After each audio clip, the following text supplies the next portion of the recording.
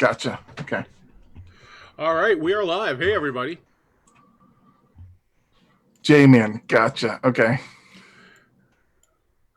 Welcome to the Dungeons of Castle Blackmoor.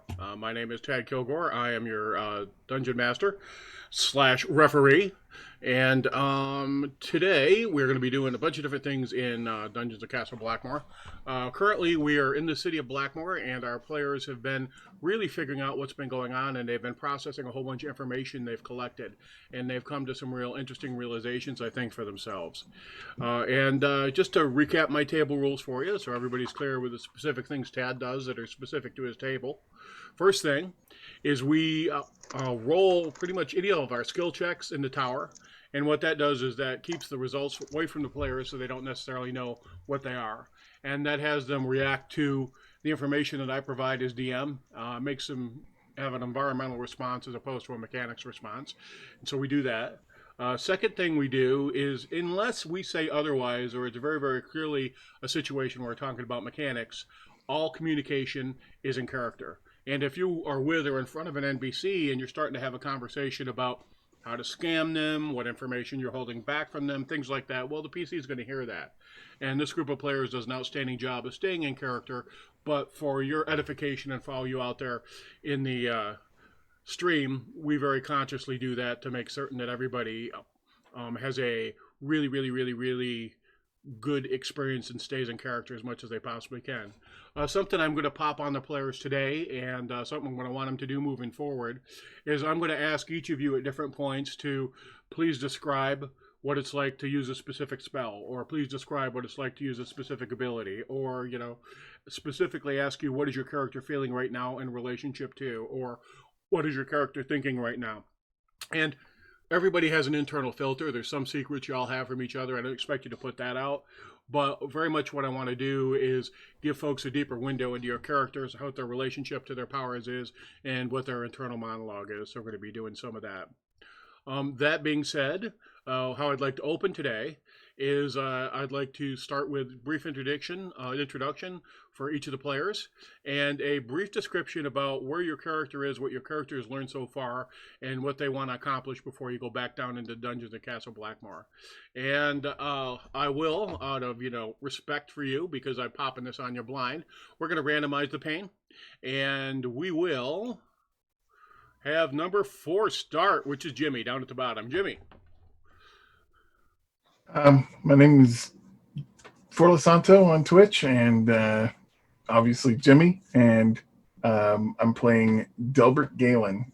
Delbert is he just became a war wizard, and so this episode for me will be about kind of taking on that role and doing some research in the libraries of Castle Blackmoor. Outstanding. So, Penny, why don't you talk about what you want to do today? Hi, my name is Matt. I'll be playing Penny, who is a scrupulous Dokray ranger. Penny will be doing crime today. That is what Penny will be probably doing today. Scoping out targets and attempting to redistribute the wealth of Blackmoor to the less fortunate. Jedabink. Jenna Bink will, as always, be learning arcane science as her little gnomish artificer self. She will, at some point, try to earn points in the crazy cat lady feat. Learn how to make a cat. And she's probably going to also learn more how to smash things with hammers and observe that kind of nonsense. So I'm looking forward to seeing how aggressive and violent she can become in her small form. Outstanding. Idris. Idris is going to learn Kumasti from Owen because he's tired of everybody speaking the clickety-clack around him when he doesn't get it. And he's getting fitted for some breastplate because you can never have too much armor. You can only have too little. All right, outstanding. So when last we met, you had all just finished a pretty good night out at the Come Back In. and we're really trying to figure out when you would be going back into the dungeons of Castle Blackmoor. And you'd all sort of come up with a series of things that you wanted to do for your characters, things you wanted to approach. And in recap, I think there's a whole bunch of independent research and things you were doing, with the possible exception of Jenna has an expedition that she organized with Penny to go talk to someone who raises wild cats. And by that I mean capital W, capital C, wildcats. So that's a trip that you guys could make, together, separately, however you want to do it. Is there anything you guys want to do in terms of daily routine? Are we going to meet every night at the come back in? Are we going to go to Galen Manor? I mean, what are you guys going to do in terms of sort of your standard day while we're in downtime and you're working through some things mechanically? I mean, Galen Manor is always lucrative to meet at.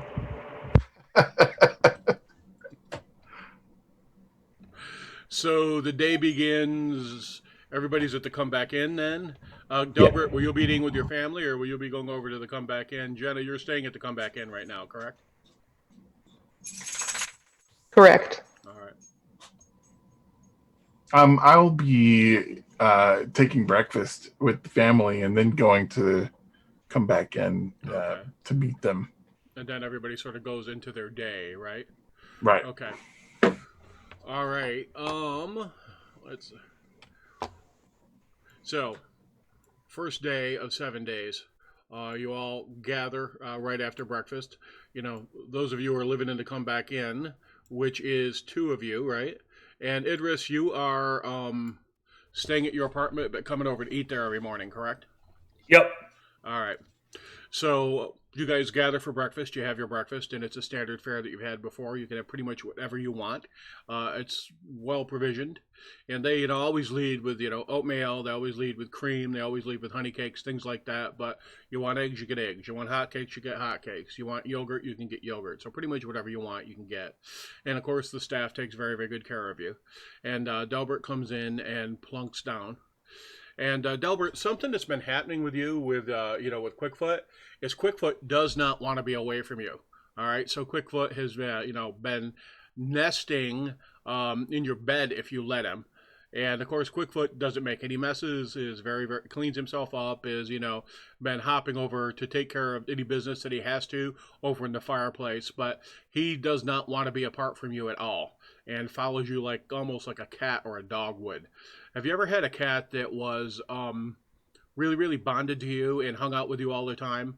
Wasn't necessarily doing that dog thing where it was constantly seeking attention, but definitely paid attention to where you were and followed you wherever you went? That's kind of where Quickfoot is with you. So Okay. How are you responding to that? I'm not rebuking that at all. I'll set him up a place next to the bed. Okay.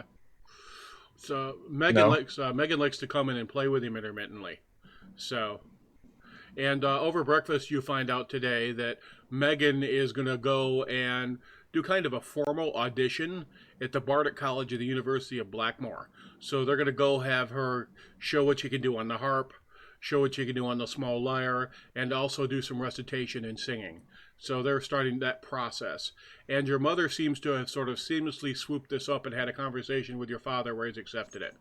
So your brother seems to be, sounds like a good idea. He doesn't seem to be that concerned about it. So, all right, we are at the come back in, unless you have anything you want to add to that family conversation, Delbert. No, what time is the audition? She's going to be there in 3 days at about 2 bells past high sun. Okay. I'll make an effort to be there unless something comes up. Outstanding. All right, very good. Come back in. Everybody comes together. You're sitting there at breakfast.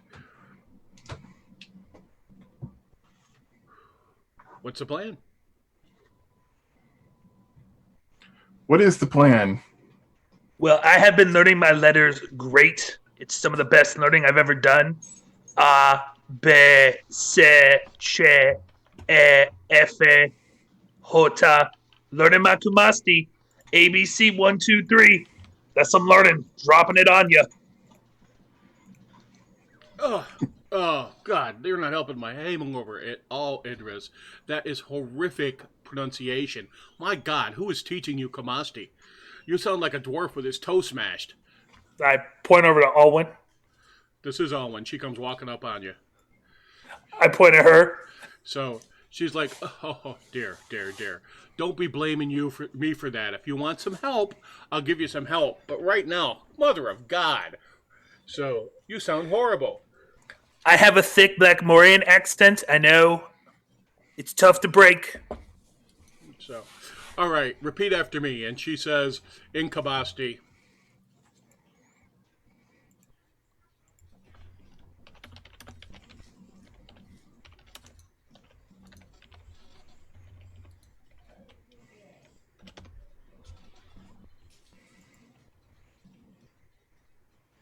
Oops, shoot, don't have that programmed yet. Squiggle Dugia Blyphus Debow! Exclamation point. All right, very good. We're going to have to work on your pronunciation a little bit more. Say it again. Squiggly Ever Abracadabra So, Sha, Doo. Sha, Nidala, Alwyn, Upata. Say it again. Alwyn Shah Nipawa Tada.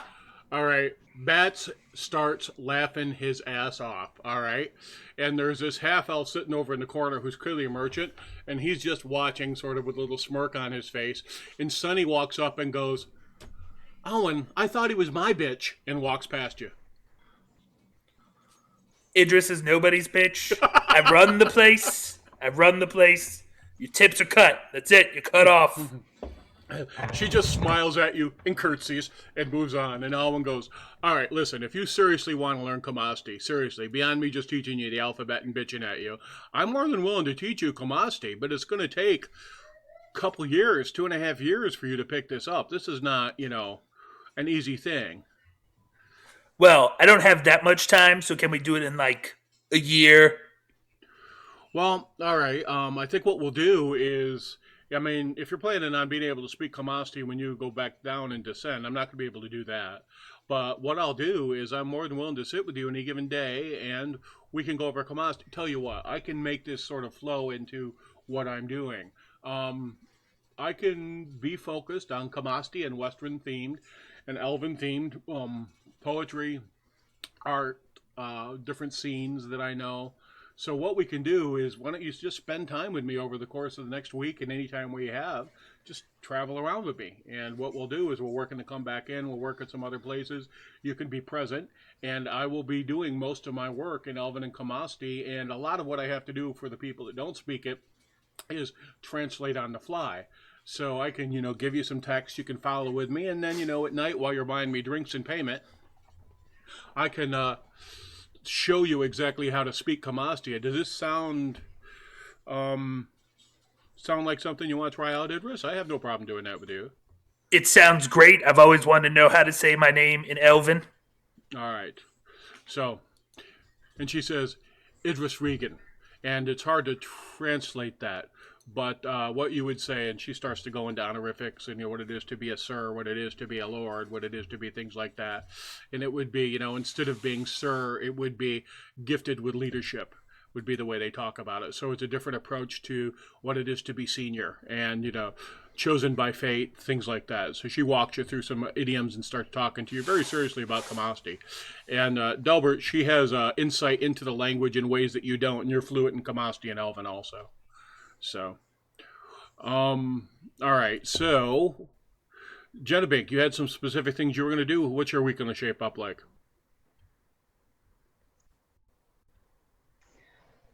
So I need to. I had last time. I purchased some more Tinker stuff, and I am going to. So there's Fred, and Fred has been lonely, and Fred is kind of spidery. And because I am trying to better understand all of the intricacies of the various how felines are so efficient, I am going to construct Lucy, and Lucy is going to be a little kitty cat kind of tinker toy, and she runs around in random directions. And then my third tinker toy is going to be named Fernando. And Fernando is a little dragon. He doesn't move anywhere, but he will make little fires, sparks and stuff. So if I need to make a fire, he's an excellent fire starter. Fernando is very hot. So I'll be working on those guys, and I also plan to go to either. I'm not sure which is going to be better for me. Is it going to be better for me to go see the blacksmith about things getting smashed with hammers, or is there possibly a basic training combat arena that I can go to kind of figure out how warhammers work? So you want to do some construction, go find out about the cats, and get some basic coaching and how to fight more effectively in hand to hand. Not hand to hand, hammers. Oh, hammers like as a blacksmith or to fight with, or both. To fight with, warhammer. Warhammer, outstanding. There are a couple different places in town you can go to do that. So you could go ahead and make a just a straight up charisma check for me.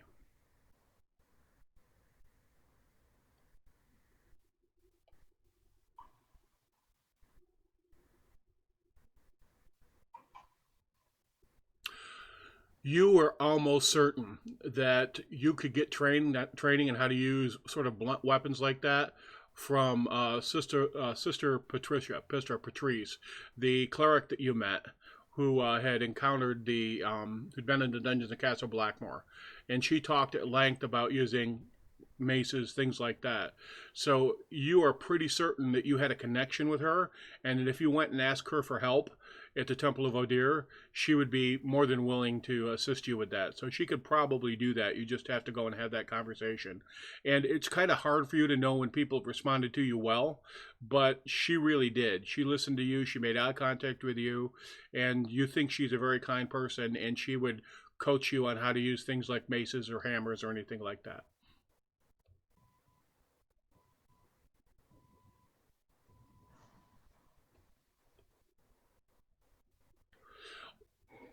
When would you like to go to see the cats?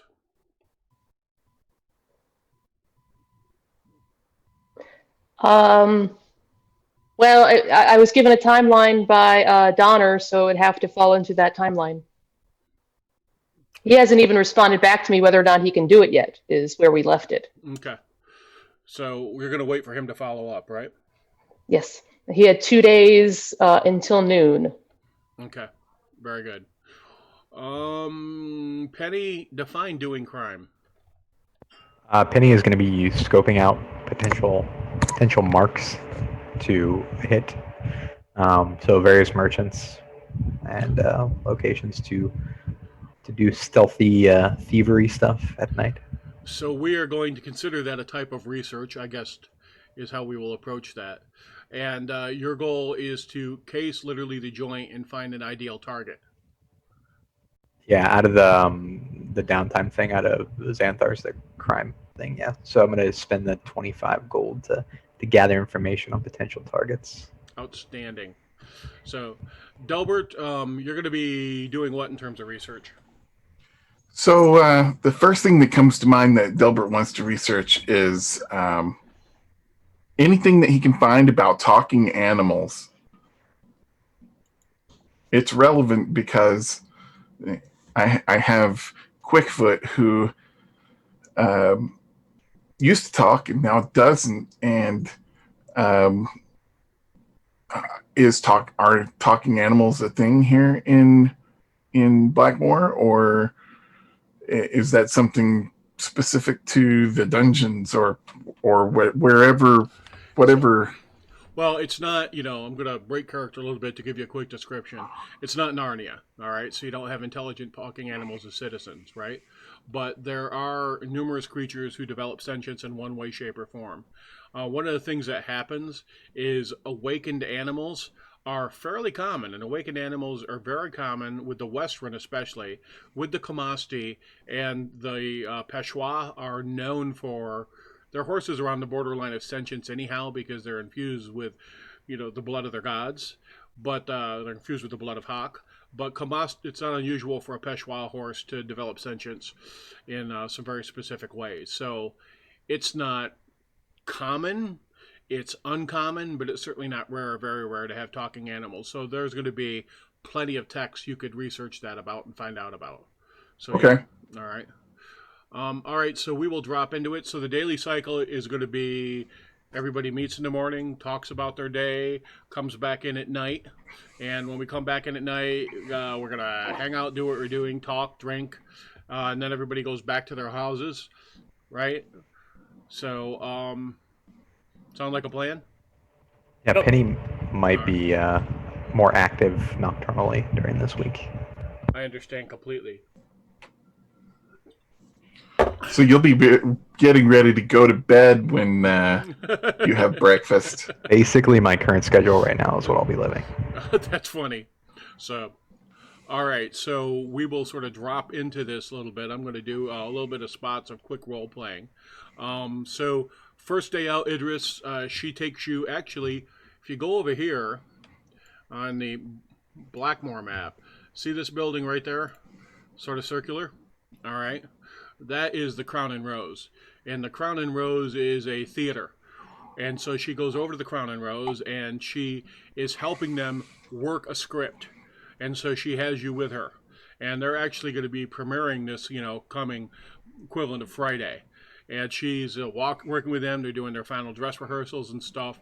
And as she's having a conversation with the folks that are in charge of it, the director, the actors, the troupe leader, she's having the conversations with them. They actually invite you guys, the entire group of you, through Alwyn, to that performance that night. And so they're going to give you a nice box. They're going to let you sit up there and watch the show. And she takes that as partial payment for what she's doing. So she's invited you to do that. So that's basically your day. And you've been involved in non-professional theater. I mean, you've done oration, you've done skits at school, but this is the first time you've actually sat down and watched professional actors work through stuff. And they're doing, Battle of the Neck. All right, so they're reenacting that. It's about the decisions Uther's made and the decision that they had to make to step away from the Thonian Empire and wind. Very Henry V kind of play. All right, to give you some context. That's what they're doing. That's what they're working on right now. So, Jenna Baker, you're going to go right to the temple and try and get training in that, or are you going to start doing work today? I think more of a workshop day. I'm going to be working on Lucy and Fernando. All right. Lucy and Fernando, now where do you want to work? Do you want to work in one of the labs at Castle Blackmoor? Do you want to work in your brother's shop? Do you want to work? Where do you want to physically do the work? I think I just kind of want to hang out in my room at the Come Back In, and I'll pop down for lunch at some point. Roger. Do a little bit of observation during lunch, and then pop back up and keep working on it. All right. Penny, you're sleeping right now. Delbert, you want to go and begin your research at the University of Castle Blackmoor, right? Correct. All right. Of course, the place where the library is if you look at the map, you see that large tower. It's about 12 stories. It's huge, and there's smaller towers that are shorter distances around it. There's actually, that is the main floor there. The main 3 floors are the library itself.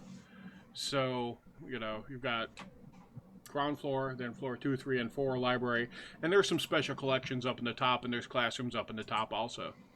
So, but that's the main building and one of the largest building in the University of Blackmoor. All right, it's referred to as Skelfer's Tower. So, all right, so you come, you are welcomed, you're identified, they know who you are. 1 is a noble, 2 is, that kid that came in when he was 12 and everybody else is 19, so they know you that way also.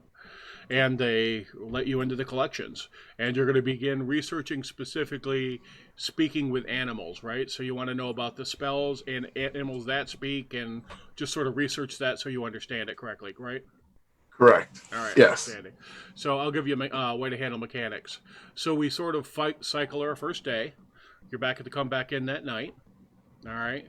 And as you're sitting down to talk, little kid comes in, walks up to Penny, and this is a little kid. This is probably about a 9-year-old Thonian boy. All right, definitely a street rat.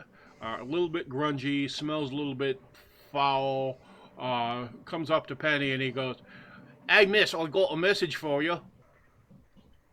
Well, I'll speak then, You can get some cats if you want to. You're supposed to I think it's for you too, miss. Are you be a Jenna Bink? Yes, I am. All right, well, Red says that, tomorrow afternoon, if you want, you can go and find out about them there cats. Says he sent me to tell you that. If you want to Did he go. give you a specific location? He says stop at his shop and he'll have somebody walk you over. That's excellent. And exactly what time was that? I think he said you'd be there about noon if he's going to see you tomorrow afternoon. Okay, that works. I just have to make sure I have the exact letter of the specification laid out, or else he will probably cheat me. Thank you. Oh, no, I think he's scared of you, to be perfectly honest. Fantastic. Well, and the kid's waiting.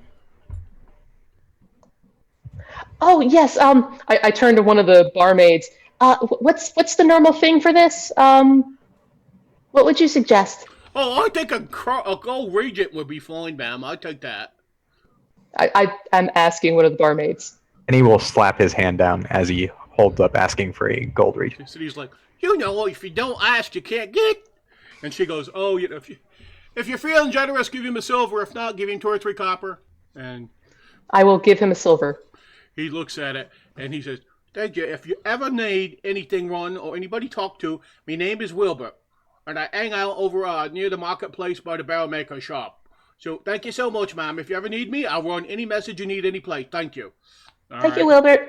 And as he turns to walk off, Maple goes by and hands him an apple and a cup, and he drinks the cider, bites into the apple, and goes out the door. And they reach through, grab his hand, and pull him out. All right. So tomorrow's plan then is? Noon? Yeah.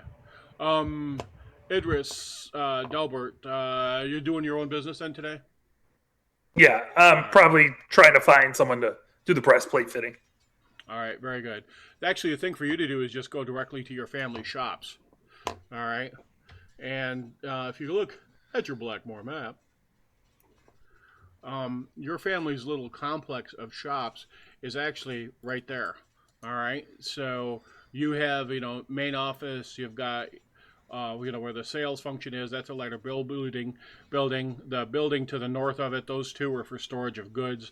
And the main workshop where they actually craft stuff, where you had your meeting with your father and your brother, is over on the right. That sort of square building, if you see it. So that's actually Regan's Arms and Armor. That's the local place.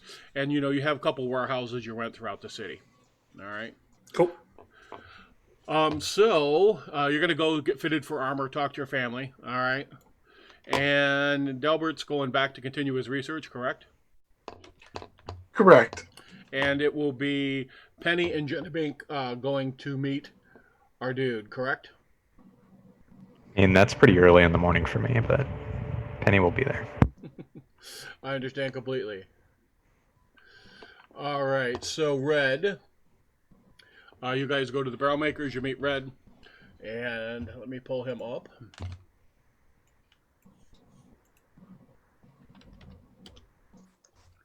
Or Donner the Red. And, oh, it's such good to be seeing you. It's always such a pleasure. So, Jenabink, I was able to talk the fella into meeting with you. Now, a couple of things you should know. I'm just going to say this once so we're clear, and I think you'll understand what it means. I had to wait to the right time of the moon before I set you up with talking to this fella.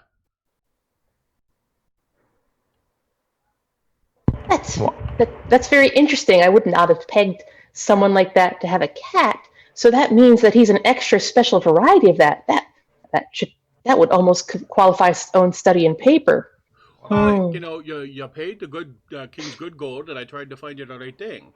You're a friend of Penny, and any friend of Penny is a friend of mine. So I tried to find you the right fella. I appreciate that. What's with the moon thing? I'm not getting why you gotta have a moon person or something with the cats. Penny, your choice. You can make an insight check and arcana check. I will do insight. Penny is not very wise in the way of the arcane arts.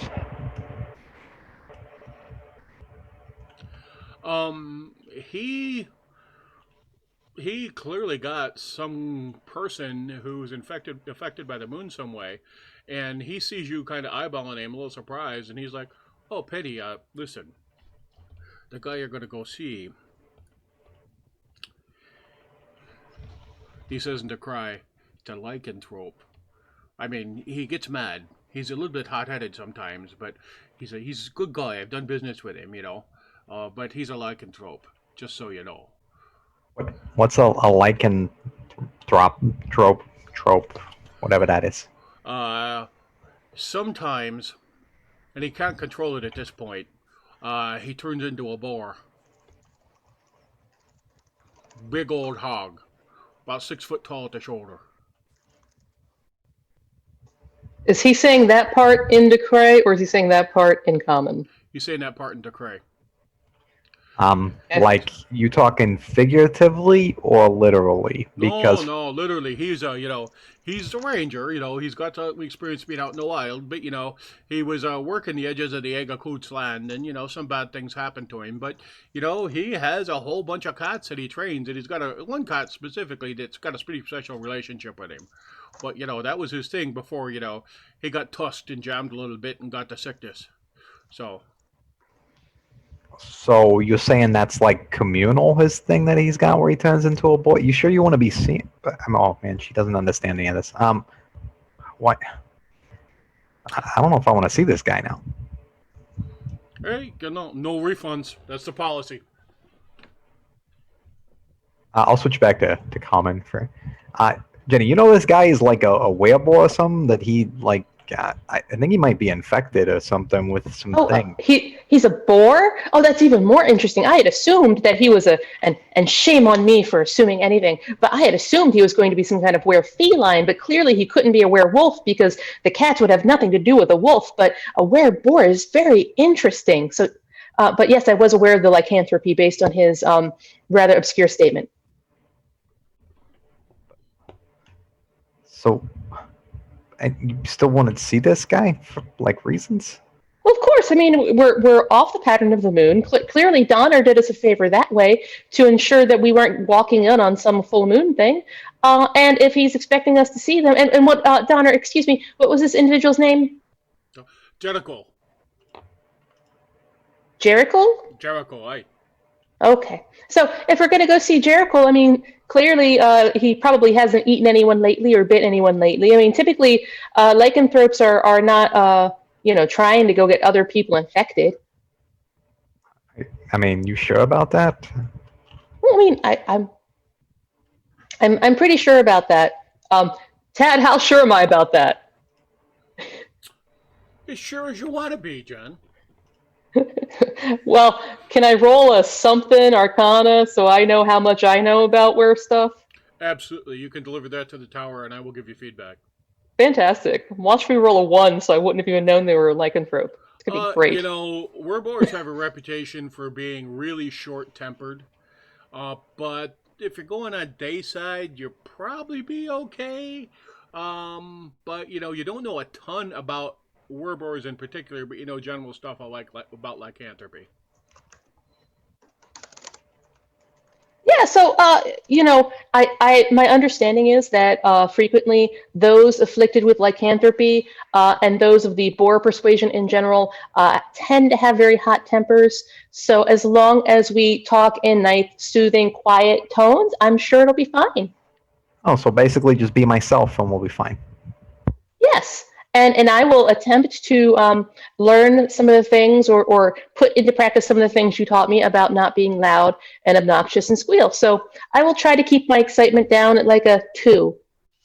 Yeah, the squealing thing might be bad because they might think you're like an animal or something and then try and eat you. True. But I've rested several days and, I can always set up a catapult really quick if that happens. You should see it. It's amazing. What do you mean a catapult. If that happens, what are you gonna do? Like throw Well, yourself or something? just trust me. Hopefully it won't happen. But at some point you'll get to see a catapult, and it will be so awesome. You will like me so much. I trust that what you're saying is true, but it just seems a little weird, the whole catapult thing. Well, maybe it's not proper to use a catapult when I'm trying to make cats. Although maybe that's even more Oh, appropriate. I might have to rename it, but it tosses things and it damages things, and it's very useful at times. But unfortunately, I used it is in some of the parts from it I have to use for the staple gun and the glue gun, and because Idris and Delbert kept falling down in the dungeon, I haven't had the opportunity to really perfect the catapult. is it made Idris, from wherever real he is, cats? just yells out fake news.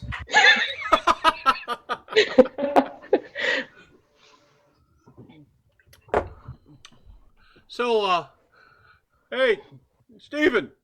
And this blonde-haired guy, late 20s, comes walking out of the back room. And Steven's got, a dagger on his belt, and, a couple in his boot. And he's wearing leather jerkin. He's like, hey, Donner. So, I need you to take these folks over to Jericho's cabin. Can you do that for me? He's like, all right, boss. He knows we're coming. He's like, oh, yeah. Yeah, I set this up good. They got to go do a consult with him. And he's like, I understand, sir.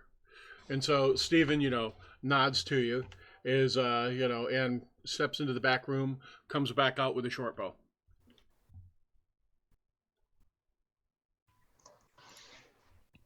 What's he need the bow for if he's just taking us to a cabin?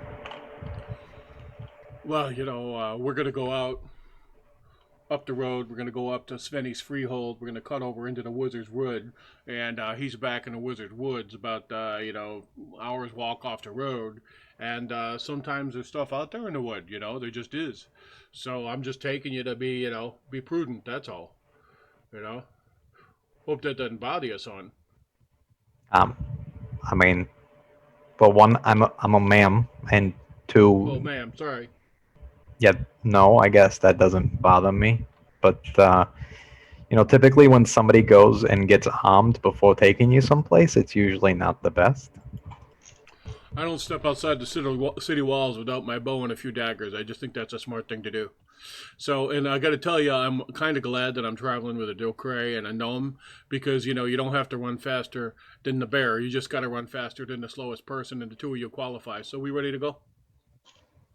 I'm all set. I have my spear and my light crossbow, so I feel similarly outfit. Outstanding. You ready, Penny? Yeah, I'm ready to go. I mean, and just so you know, we're actually natural sprinters. Us Dokray, we're not very slow people. So good luck with that outrunning, buddy. Oh, hey, so you'll miss the gnome. Let's go. All right. All right, so take you out through the city. All right, takes you out to the main road. You guys head north about 45 minutes, walking on foot, and people are passing with wagons. You're seeing farmers coming in. You see some caravans going in and out of the city. This road leads up around the coast towards Ringlow Hall and towards the city of Mouse. So you're taking that route, and you cut into the woods. You cut across the woods. And everybody drop a perception check for me in the tower.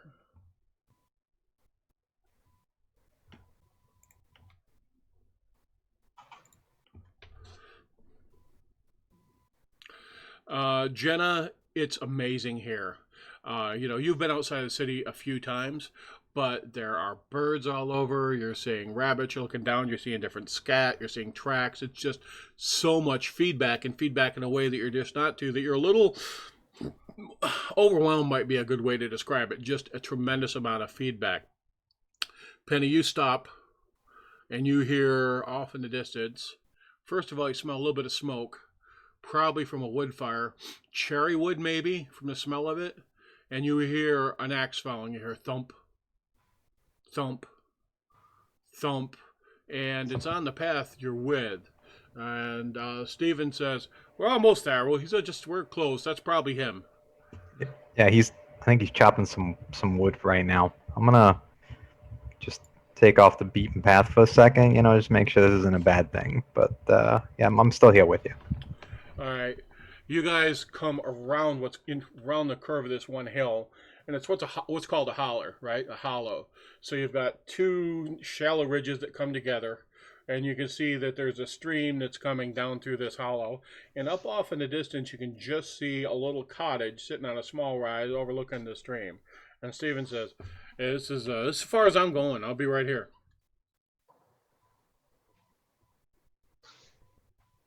Okay, and Jenna keeps strolling down the lane. I will let Jenna keep scrolling down the lane as I stealthily move behind her. I am happy to be a distraction. All right, very good. Give me one more perception check, please.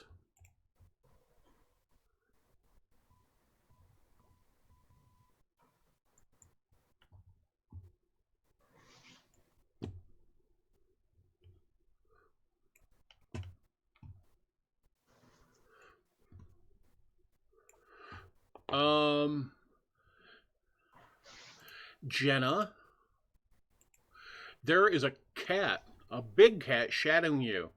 And you can see it moving off to your left up in the trees. And it is kind of hidden, watching and observing you. Ooh, I am going to take out my sketchbook, and I am going to start writing notes about its perceived pounce positioning, and all of that thing. So I'm just going to stop where I'm at and start doing observations about this cat in the tree.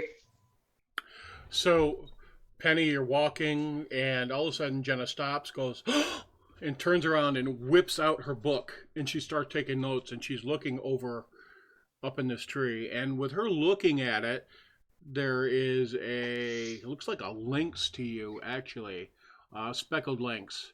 Uh, wow, okay. Little bobcat hanging up in a tree, eyeballing you guys. And it watches for a few seconds, realizes you're both staring at it, and drops down out of the tree out of sight. And you hear it take off. You can hear the deep stride as it cuts through the underbrush. And the way the forest is there's some low brush here. Probably there was a burn off a few years ago, and there's a few really tall trees, but a lot of low brush to hide in. So the two of you could drop right in it and disappear. You're absolutely certain because it's low enough based on its height.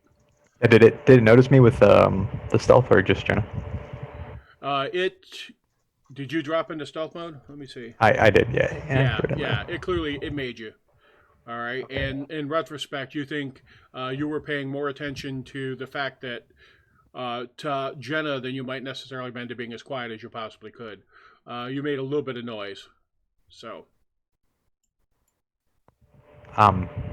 So, Jenna, maybe we should I don't know, you should approach making some noise, because they obviously know we're here, and I don't want them to think we're hurting us. But I'll be here making sure everything's fine, okay? Okay. So you guys are... Go ahead. Do I see anyone yet, like a person yet? You can hear out behind you can hear very clearly somebody chopping wood out behind the little cottage you're walking up on. And the cat that you saw is about 50 yards, and you're only about 75 yards away from the house, steps out in the path where the path sort of goes out into an area that's been cleared, sits down and is just looking at you and seems to be waiting for you. I walk up like maybe 10 feet from the cat. I'm going to go that way and go see a person. So I don't know if you can understand me or talk at me, but I'm going to go that way. And I'm talking at a volume that hopefully someone 30 feet away from me would hear. And then I'm going to try to start moving in that direction. Matt, are you stepping into the brush and hiding? Yeah, I'm going to move up into that brush and attempt to hide. So, cat kind of looks around you, sniffs the air, looks up at you, turns around and walks, and it's got a little bob tail. Kind of looks like a rabbit's tail, but it's alert and it's twitching, and it walks around towards the back of the house. Okay, but it doesn't stop me. It doesn't look like it's going to pounce on me. No, it yowls. Okay. I'm trying to take a wide berth of the house, so it's not as though I'm gonna, pop around the corner and run into somebody. All right, this guy, and the map's a little bit small, comes around the corner, and he's, got his shirt off. He's wearing leather pants. Seriously muscled guy. Puts an axe over his shoulder and goes, yeah, so, Donner said you'd be coming to talk to me. Are you the gal? Yes, my name is Jenabink, and I'm guessing that you are Jericho? I am Jericho. I have already seen one of your amazing cats, and he was very efficient at both stalking me and almost pouncing me. So I think this will be very beneficial to my research. Penny, cat creeps past you. Doesn't seem to notice you. You were sucked right into that brush, just like perfectly hidden down in a ball. So, all right, here. He pushes past you, opens up his house, and opens the door for you. Says, come on in. What do I see in the house before I step in? You can see it's a relatively well-kept house. When the door opens, it's a little hot inside. Smells not like bad meat, but definitely like meat has been curing in here. You can smell sort of the heavy smell of yeast, like you might have a sourdough going. And it's a nice little cottage from what you can tell. And what you see, and you look right in, and that's what you see. Go ahead and make a perception check.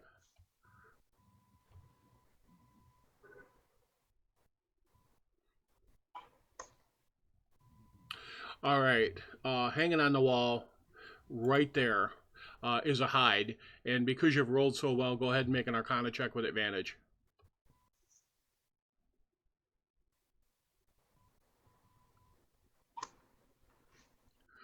That is a Lamia hide. And he has a Lamia hide mounted on the wall, tacked out. And he goes, you want tea? I love tea. What kind of tea do you have? Well, I got mint. I grow spearmint, among other things here. Would you like some spearmint tea? That sounds lovely. Thank you so much. And I see that. Can you tell me how you came by a lamia hide? I killed it. That's very impressive. Yep. And he sets his axe down next to the fireplace, and he does it. And his cats come right in. One of them hops up on the roof. Another one walks in beside him. So is it just you? My friend Penny's outside. She is incredibly cautious, shall we say. So she probably expects you to murder me along with your cats at any moment and dispose of my body through eating me. Would you please make a persuasion check, Genevieve?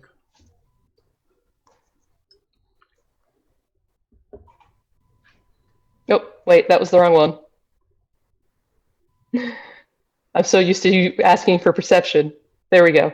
Persuasion. Much worse. He walks up and he looks down at you. All right, leans down over top of you. And he squeezes your cheek and goes, you might be tasty. Come in and sit down. And he yells out the door, I don't like lurkers!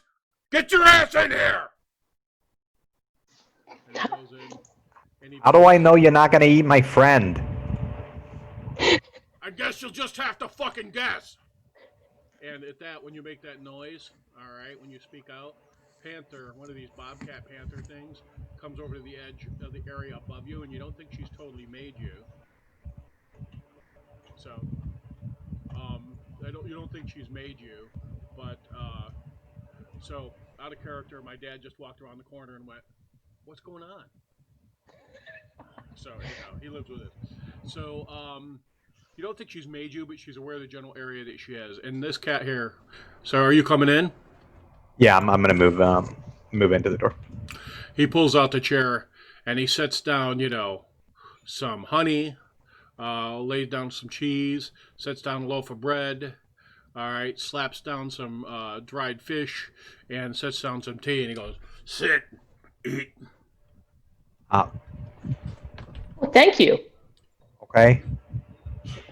Come on, Penny. It's okay. I mean, he's clearly giving us tea and honey and bread and stuff. I mean, do you? Okay. I'm not very hungry right now. We ate before coming, but I appreciate your hospitality. Are you rejecting my hospitality? You're going to come in my house. I will come into your house, but Are you refusing to break bread with me? you seem to be getting agitated by me not eating your bread, so I will have a small piece of it. Sit your ass down, arrogant little docre bitch. I think you'd be prejudiced against me if I didn't know better. Uh, I would think you should watch your tone. I maybe now see why you live out here by yourself surrounded by cats. I don't like you. Yeah, that seems to be a common theme with a lot of people, but I grow on you like a mold or something. That is pretty accurate description of Penny. She does have this tendency to initially make you feel like you're less of a person. So if she's doing that to you, I just want you to understand that she has also done that to me in the past. Okay, so I'm pretty certain that was Jenna Bink's attempt at a persuasion check. So Yes, it go was. ahead. I know sometimes it's difficult to tell. Oh, all right. Well, I paid your money. Sit down. And he takes a he takes a cake, spreads some honey on it, chews on it, has some tea, thunks it down, and goes, "What?" Well, you see, I'm doing research because, and Penny was also part of this. We were both scared nearly to the emptying of our bowels of some rats at one point. And I am trying to get over my phobia the only way I know how, and that is by researching things that are destructive to the thing that scared me. So as all people know, cats are one of the natural predators for rats. So I would like to study so I can make a better representation of a cat. So I can, next time I encounter these rats, demolish them and make sure that their souls, body, and will are crushed. Let me coach you a little bit here. All Mm. right, let me coach you. All right, you see that there axe behind me? That's my wood axe. And then he points over on the wall. You see those axes there? Them's be fighting axes. In my experience, if something scares you, you beat it with your fucking axes until it's dead. And of course, if you really get pissed off, you eat it after you've killed it. But that's me. Well, and I will say that I am also taking that line of research as well. My secondary approach will be learning how to better utilize a warhammer, and I only prefer hammers because I use them with my tinkering. It's a natural progression for me. Tinkering? What the hell's that? Tinkering, I make little things that are cool. So, for instance, as a prototype of what I hope to do at some point in the future, this is, and I bring out Lucy. This is Lucy. And Lucy, she pretty much runs around aimlessly and doesn't do anything, but my intention is to make a larger version of Lucy that will be more efficient at killing. Oh, efficiency of killing's a good thing. What's Lucy do? Right now, she doesn't do much of anything, unfortunately. My skills in that regard, because the GM hasn't let us level, are, are limited. So pretty much she just kind of bounces in and out of walls, but I am trying to make her have the shape correct. Let me see. And you're leveled. Go ahead. You can do your shit. So. Well, I can't make a battle cat in front of his face yet, so you're still, I'm still limited there, Oh, but you mean you haven't made it to third level yet out of character, correct? correct. Oh, okay. Wait for your experience points like a good little PC. Back in character. Let me see this thing. Yeah, so I put Lucy, or I put Lucy on the floor actually, and according to the Tinkerer things, I wind her up and like she'll just kind of Roomba bounce off the walls and stuff. But the Panthers all start to focus. All right, the Lynxes all start to focus on it, and he's like, "Hold!" and he watches it.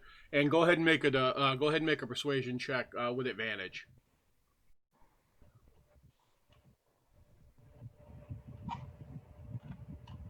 Oh, that's about the cutest thing I ever seen. It's a little kitty.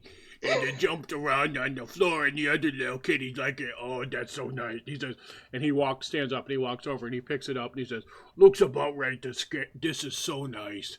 Oh, and he pets it. Thank you. And he goes, oh, and he, sets it down on the table, and he goes, so you like cats, huh? Well, I'll admit that I did not see their form and function as efficient as sooner, but now I completely appreciate them and have been studying them for several weeks now. Penny, insight. All right. Let's see.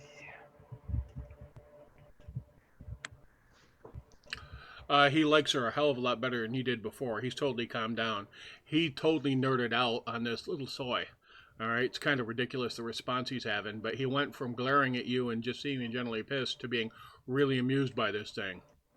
And he goes, so you're trying to learn how to use your weapons, right? Well, use my weapons, and also, like I said, someday I'm hoping to make a larger version of Lucy that is actually responsive and will, utilize some of the pouncing and clawing and other techniques that a normal cat would do. And my understanding is that these cats are very attuned to you, and you understand them. So I would like the opportunity to observe them, especially if there's some opportunity to observe them, killing something. All right, here's what we'll do. We're going to finish our dinner here. All right, and then we're going to spar a little bit. And you can watch me and the girls go after your friend here and take notes. Are you okay with that, Penny? No. Oh, don't worry. We're not going to hurt you. We're just going to, everything will be just, touches and pushes. But one of the qualities of felines, Penny, is that they can retract and extend their claws. So it sounds like they're completely willing to keep their claws retracted. That is being nice and soft. So cats normally have murder mittens, as I like to call them, and they go in and out. So in means good, out is bad, and you'll be fine.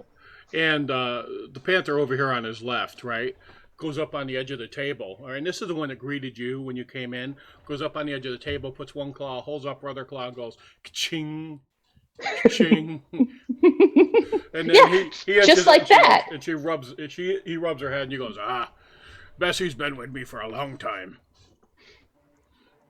Bessie's me special friend. Why don't you just hunt an animal or something? Why you gotta try and?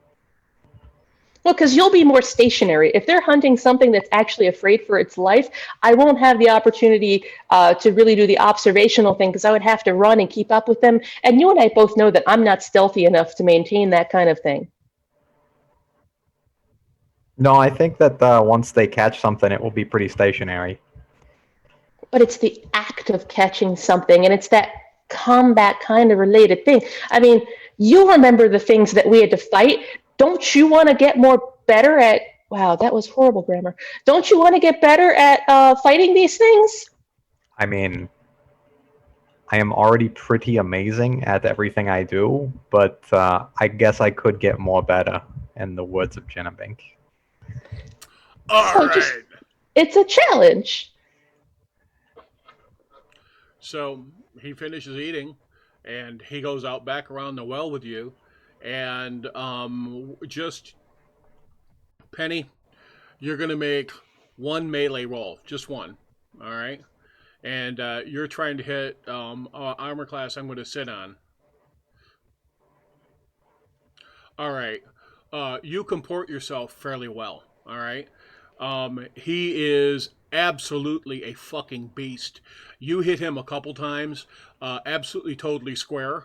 And you should have been able to, carve him up, and he just sort of, the blade bounces off him. He doesn't really care if you're going at him full contact or not, all right?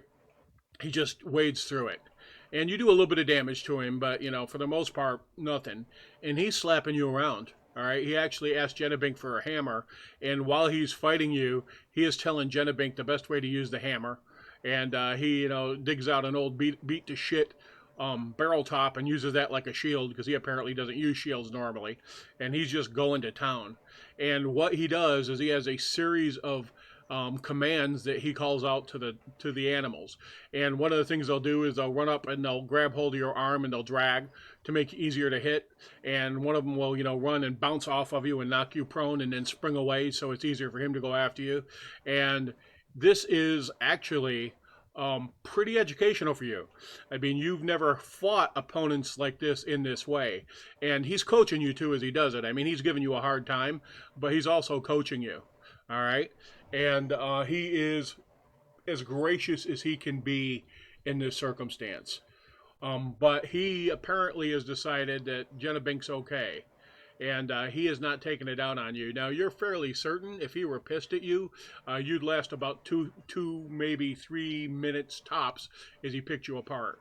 But he's actually trying to teach you and teach Jenna Bink at this point. All right, Jenna Bink, at the end of this, go ahead and give me straight up intelligence check.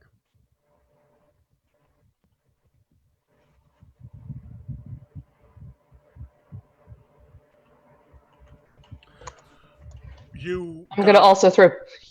I was going to say I was also going to throw hero points on that. Go ahead.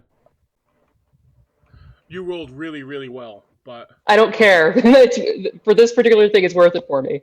All right, so you've got a total roll of 28. I'll tell you just for your reference. All right, so you absolutely have learned what you've needed to learn here. All right, I will factor that into your design and some of the things that we can do. All right, as we move forward. He says, brings you inside after all that. And, oh, you're pretty good for a little squirt. I had a decry that I traveled with for a long time. Coot got her. Oh, well, hopefully I am not having the same thing happen to me. I hope not. Decry be Wait, good. how would the coot get her? I thought I was under the impression that the coot largely resided underneath Castle Blackmoor. So what influence would the coot have had to catch your friend? No, there's land up to the north, though. West, to the coot's taken over. It's his domain now. It's across the strait. As a matter of fact, that's where I lost me friends and got afflicted with my current condition. Oh. Yeah. Land of the Agakoot be a horrible and bad thing. Yeah, I think I will leave future field research in that area to when I am more experienced. I don't blame you, lass.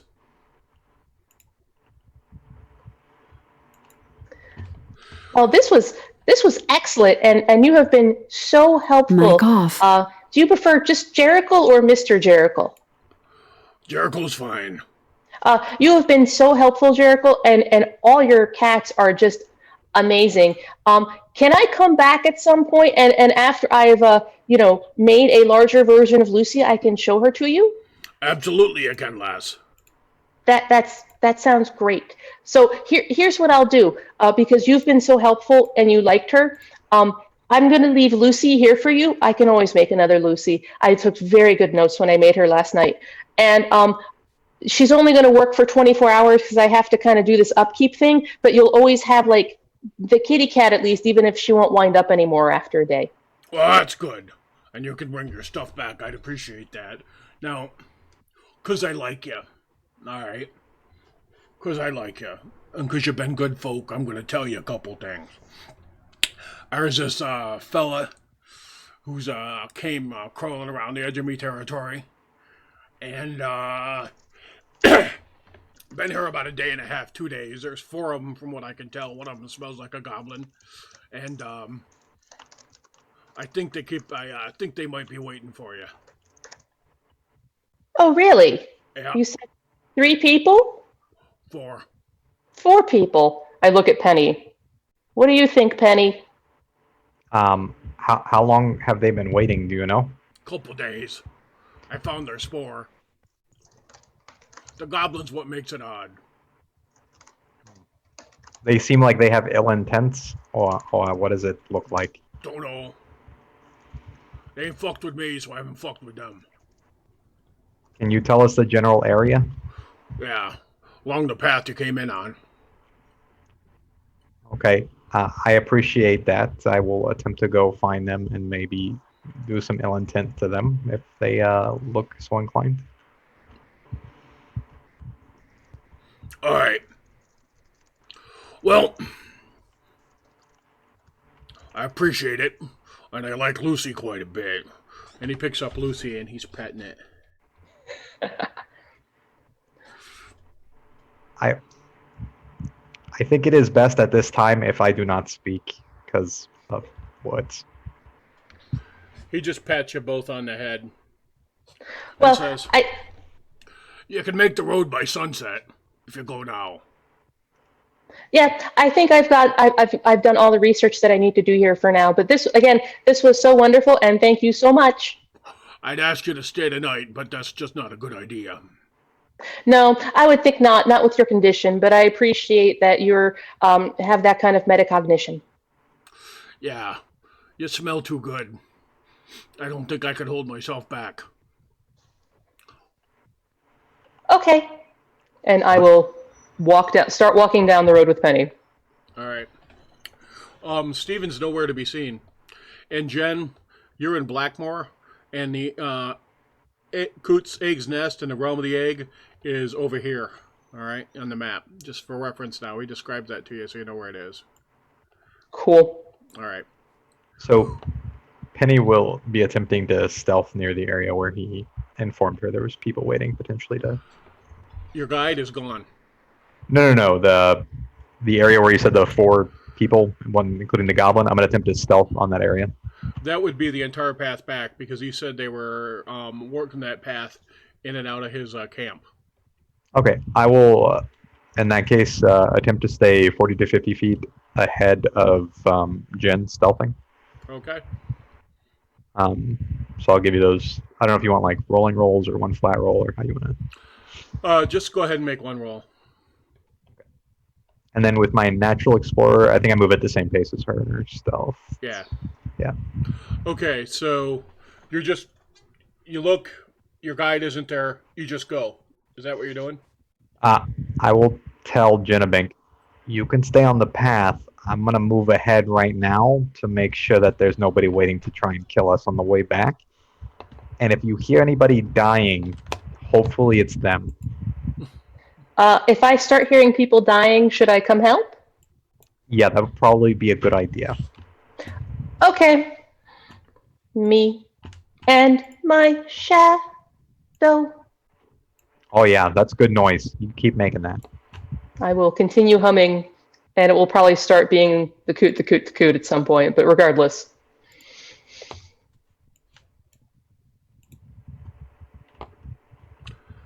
All right.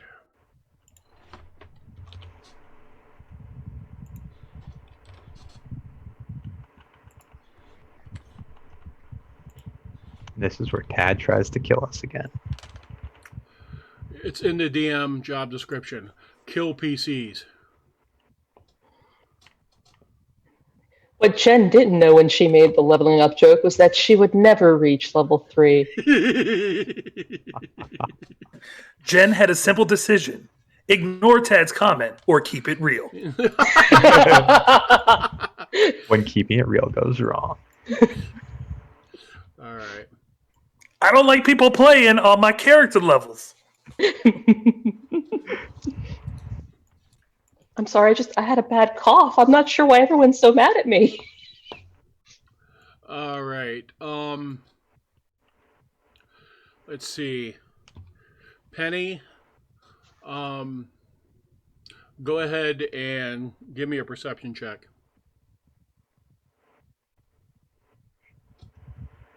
I can do that. Maybe. Oh, damn. All right.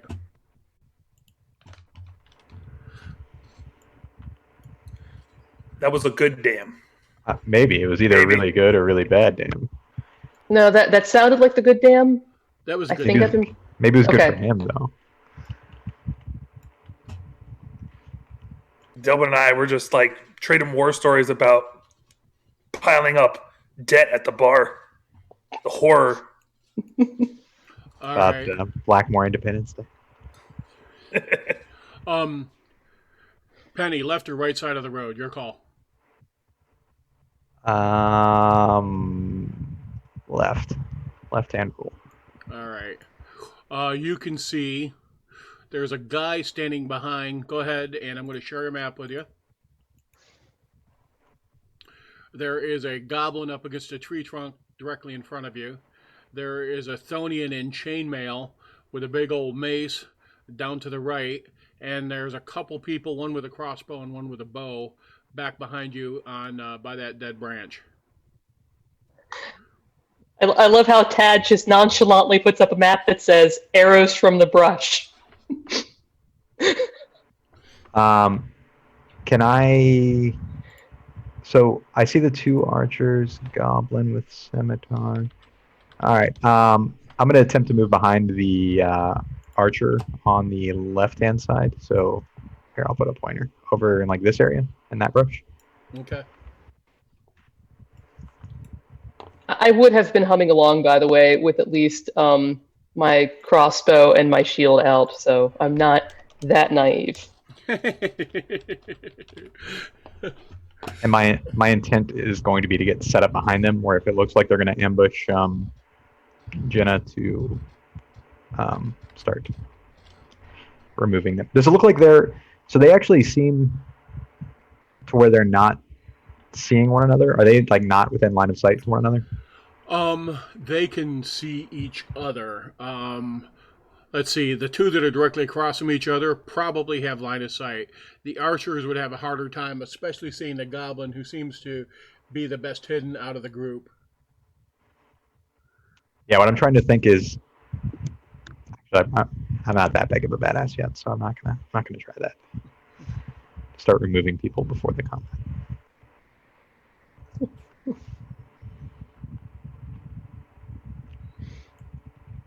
And of course, I can't see Penny, so I'm just walking along, hoping everything's good. Oh, it's fine. Don't worry about it. Life's good. All right. What would you like to do, Penny? What you're going to do here? I'm moving up into that area that I marked on the map. I don't know if you want to put my token. And I'm like this little area behind that archer. And I will take aim at the archer, waiting to see if they're looking to ambush Jenna when she moves up. All right. Go ahead and make your move. But I don't see my token on the map. Oh, you back off the map. Let me do a sync view for you.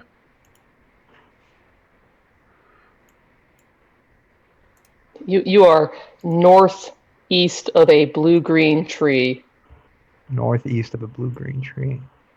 Yeah. Back all the way out. You'll see it.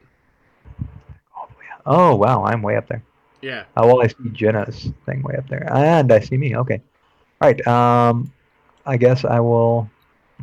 that actually changed my plans. I thought we were coming up from the south. We're coming in from the north. I will move to, I guess, here, trying to stay hidden and take aim at the goblin. All right. Through the brush? Yeah, I will... I can get clear line on him through the brush or no? He's going to have cover. Okay. Yeah, that's fine. All right. Give me one more stealth check. Sure. I will... You know what? I feel like this is probably a good time for an inspiration. I'll do one of those. Getting seen right now would maybe be bad. Respect.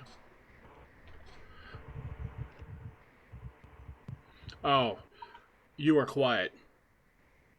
Good. That's the goal. All right. As a matter of fact, you line up a shot where you're not going to have any trees in the way. You perfectly line up. You've got, you can see his upper torso, and he's kind of peeking around the tree looking. Okay. I will wait till it looks like... If it looks like they're going to take hostile intent on Jen, I am lighting that guy up. All right. Jenna has no reason to do anything but follow the road, right? Correct. All right. She gets about there. All right. So she moves up as you move up, and you can see them getting ready to go after her. All right. The goblin waves back towards the archers, and out of the corner of your eye, you can see one archer getting ready with what looks like a heavy crossbow, and the other one pulling back on what looks like a longbow, and they're getting ready to fire as soon as she comes into line of sight. Okay. Can I get a surprise action on the goblin then? Absolutely. Okay. I would like to take that then. So I will shoot at him. All right. Is this with advantage since he hasn't acted yet? Correct. Yeah. You have advantage on him because he's surprised.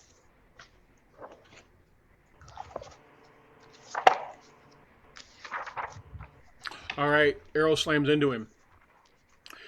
Pierces his throat. He goes down. All right. And we're going to roll initiative. Everybody good with that? Sounds good. All I'm right. glad Penny's on my side.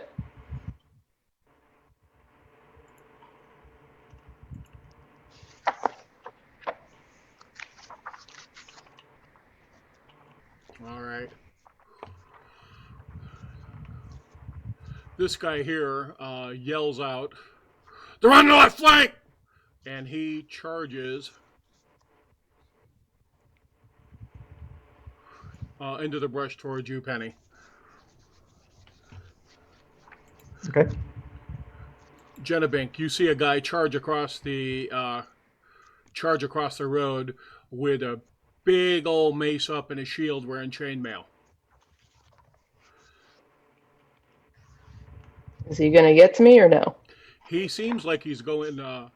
He seems like he's ignored Oh. you, and he's charged straight across the road. Do I see anyone? Go ahead and make a perception check.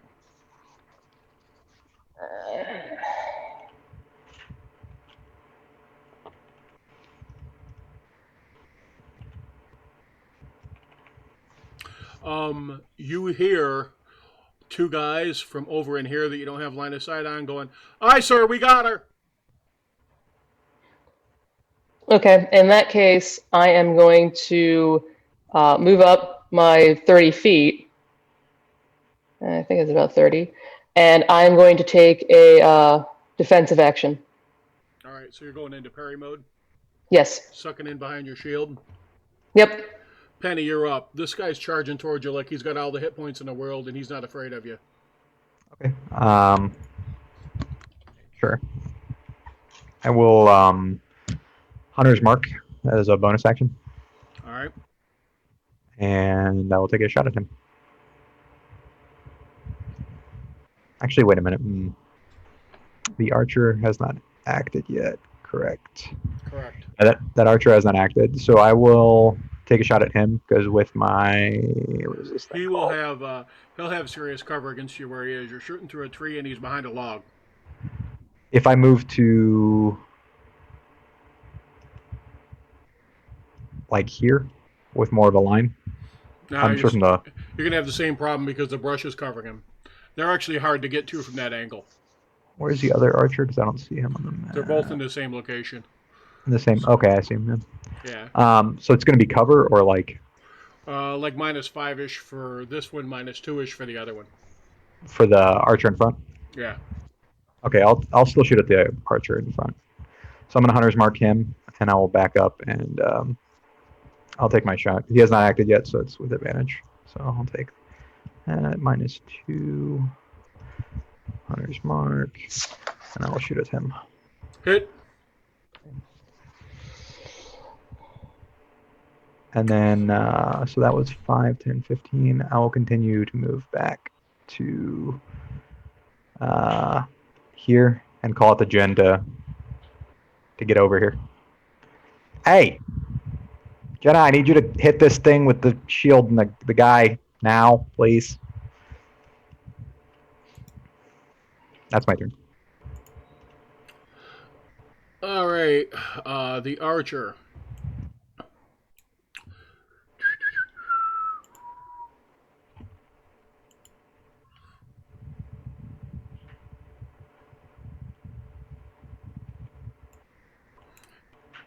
He gives up the log, jets to there, and shoots Jenabink.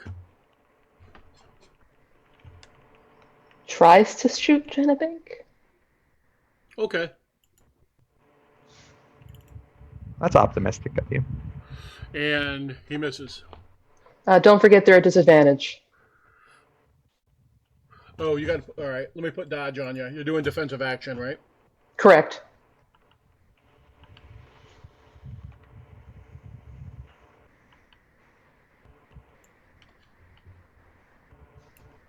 Okay.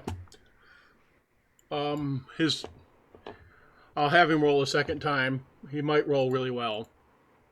Oops, there we go. So he rolled a 1, he misses. All right, no problem.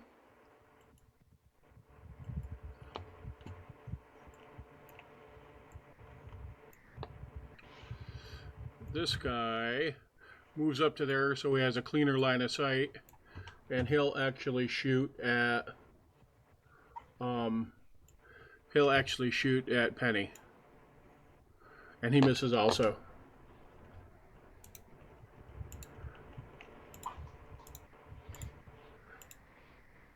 All right, top of the order.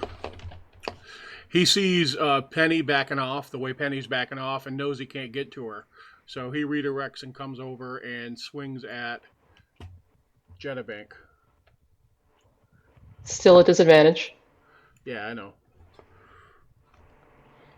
I'm making myself feel better, Dad. And bang. You know, did you just recently improve your armor, Jen? I did. I have one of my infusions on my armor. It seems to have just paid off because he just rang your helm like it was a freaking, you're still hearing the echo. So he comes in and he bats, he tries to bat aside your hammer that you're using as defense, and he comes around with the mace, and the mace hits the top of your helmet and it protects you, but it jerks your head sideways, and you hear pang from the hit. All right, this guy's right in front of you, Jenna Bink. What would you like to do? I will. Man, that's almost sad because I really wanted to catapult him. Never will I get to. That's going to be like the thing I never get to use. Apparently, my sheet doesn't want to come up either. Come on. There we go. Okay.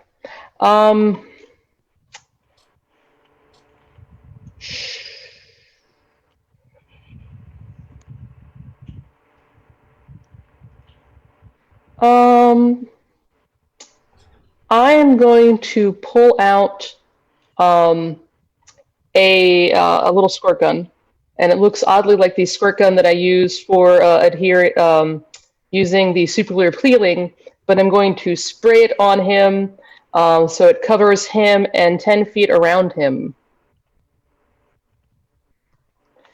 Because why should this be a fair fight?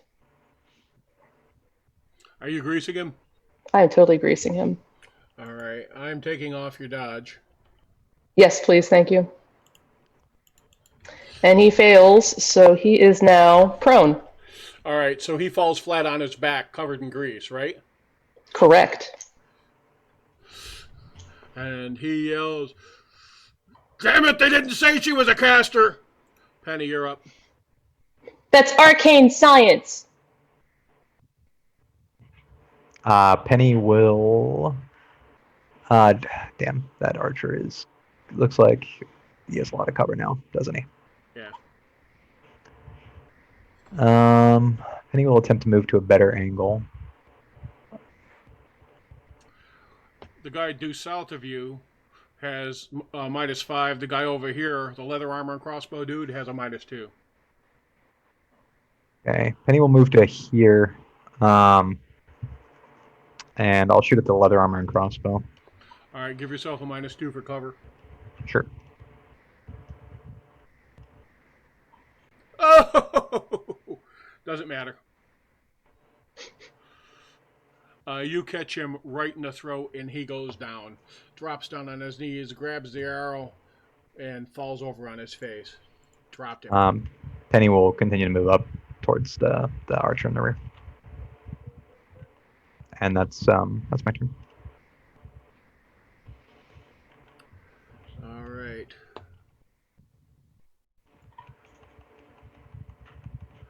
This guy runs up, drawing a short sword.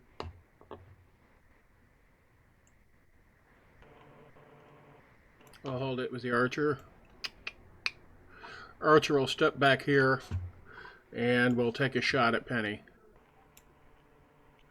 And roll another one. All right. You see your guide step from behind this log and drop an arrow into the back of that archer.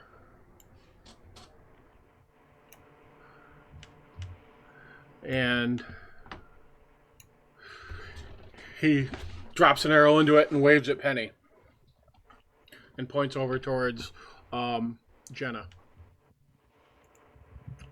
I'll throw some sign language back at him. All right. Okay, Jen. He's swinging at you twice. Hold it. You don't have dodge on you. Oh, he's prone, isn't he? He is prone. All right. What's he got to do to stand up? I would think he has to succeed at a dex save. All right. First thing he does is try and succeeds at a dex save. And it should be a DC 15, I believe. All right. So he stands up and lights you up. That's fine. All right. It made me happy to see him fall. Hang on. We're still got, he's no longer prone. I got to remove the condition. I'll try it one more time. He is no longer prone. So now I will attack you one more time. And I miss you, and the second attack misses you. All right. He stands up in the grease, and he is swinging at you, Jenna. Well, I mean, if that's how we're going to do this, then that's okay, I guess. I only have a spear right now because... Actually, you know what? No, I would be... Yeah, I'm going to be using the spear.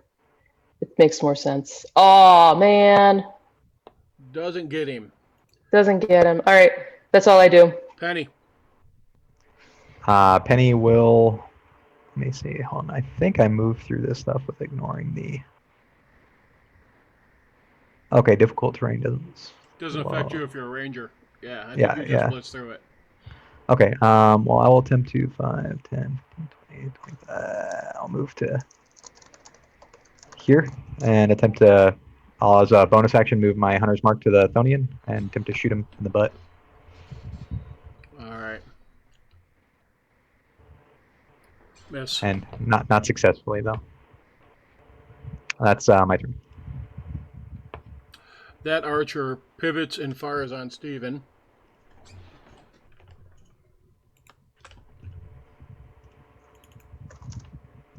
Oh, isn't he dead, the archer? What the hell? Oh, the archer, yeah, you guys did drop him. I'm sorry, I missed that. So he goes down from Steven. So Steven will... No wonder is it negative forever. Steven moves over 6, and he will take a shot also.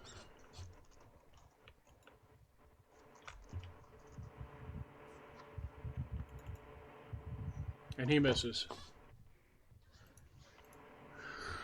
Thonian looks around and sees his boys are down and says, "All right, you stand down and let me walk. I'll tell you what I know."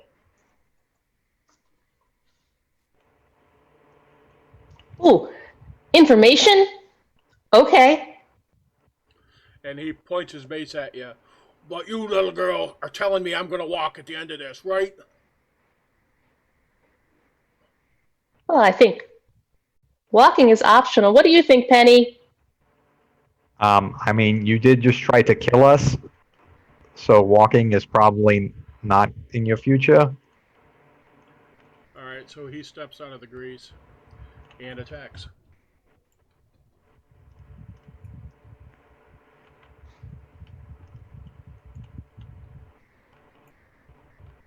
And he can't hit Jen. Jennabank. Jennabank, you're up. I will switch to my light hammer. I'm going to throw my spear away from me because I am tired of spears. They don't represent who I am anymore. Apparently nothing represents who I am anymore. And the issue is the chainmail. Everything's just bouncing off him. Well, it would help if I rolled above a 6. There's that too. Penny, you're up. All right, I will attempt to shoot at this guy. See if I can find the chink in this guy's armor. That's It's it. it's right underneath the armpit. That's where it is. That looks chinky. Yeah. You might be able to crawl out of here if you beg real hard. And that's All me. right. I don't know why that rolled. Sorry. Steven moves up on him.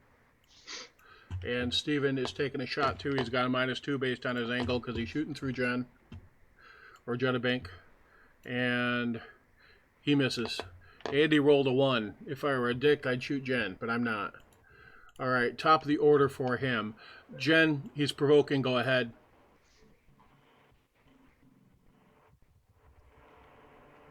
I am a mighty gnome. Oh, you I am a are. mighty gnome. You bang him across the knee as he goes charging across, and he's like, "Fuck you, Decry!" And he goes after Penny, and he hits Penny.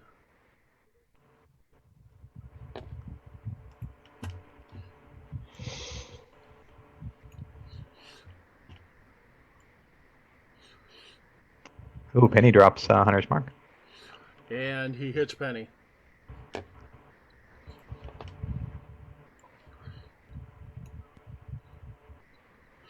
Bang, bang.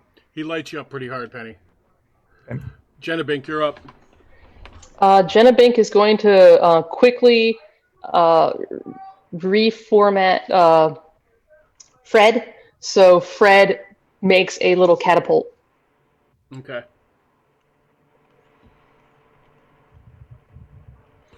Ooh. Ooh. All right. So he is not looking good at all. You slam him from behind, right? And he drops down on one knee and he's hurt. Hurt bad. I am then stepping up to I forget in 5th edition. Can I remove a no, because it's not a concentration thing. Never mind. Yeah, so I'm stepping up, avoiding my own grease pit, and gonna stay there to assist Penny. But since I had the distance. Right. Okay, Penny, you're up. Let's see. Penny will shoot at him with disadvantage because he's real annoying. Like, actually, you know what? I'm gonna burn an inspiration here, so I take a regular shot with no disadvantage. Ooh.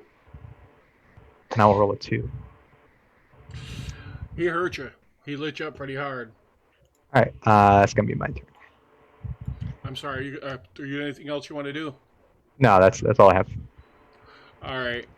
Steven doesn't want to fire into that much melee. Steven will run forward, whipping out his short sword and swing. And he hits. And you guys don't know how he's standing, all right? He's got arrows sticking out of him. He's got, a chunk of his armor torn open. I mean, and he just got stabbed right in the hip. I mean, he's bleeding out of all his, every place right now. And he bellows, "All right, the cry, I'm sending you to hell."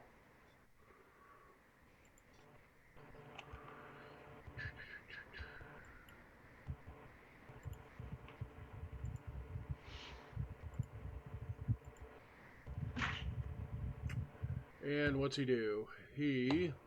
Surrenders? No, not at all. He's a dick. All right, so he swings at you again, and he misses, and he swings at you again, and he hits. Oh no, this might be bad.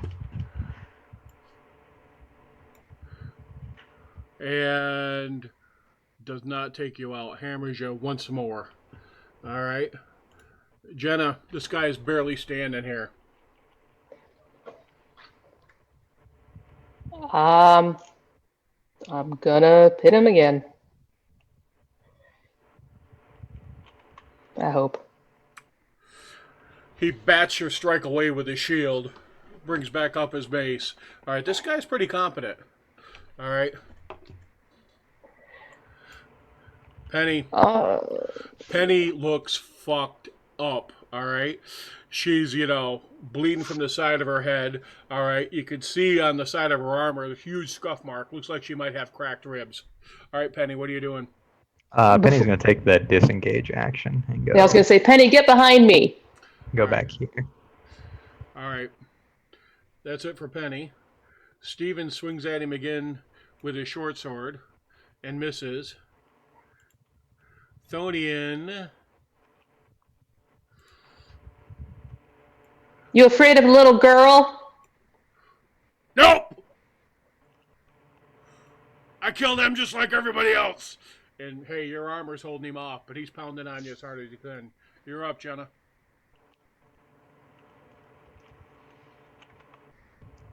Hit. He goes down. And Jenna, you do something that you just watched, you got trained on, right? So he swings his mace, he overextends, as he twists sideways, you hit him square on the shoulder, you hear a crack as his collarbone breaks, and he left himself exposed. He drops down on a knee, he flops forward face first, and he is done. Only takes one. Ow. I'm sorry, Penny. I had to use Fred, and normally Fred is what powers my super glue gun, so I don't have anything to help you.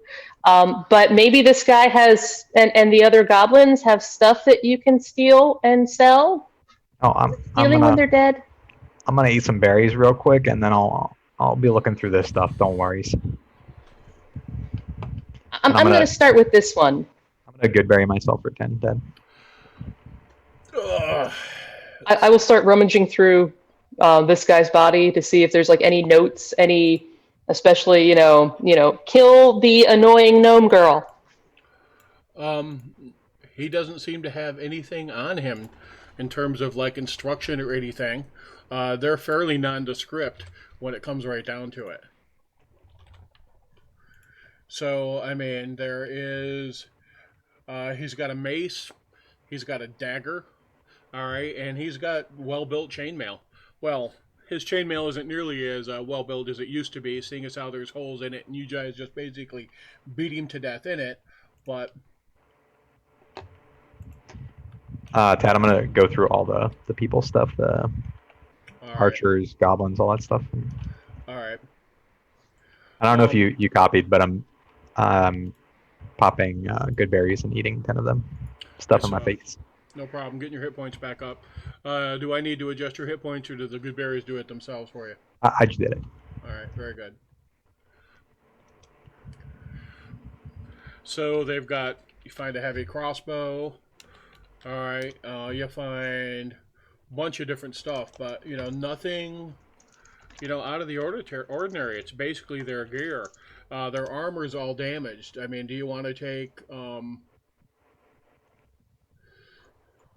Are we taking all their stuff then? Is that what we're going to do? Yeah, I mean... Penny's all about redistributing wealth to herself. Right. I get that.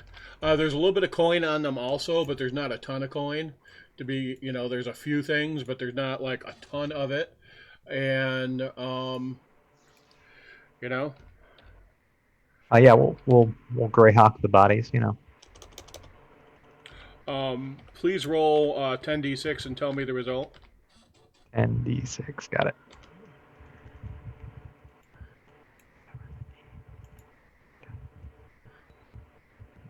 30. All right, that's the number of hit points you take as a divine smite from a deer for measuring the heresy that is Greyhawk. Oh, nice.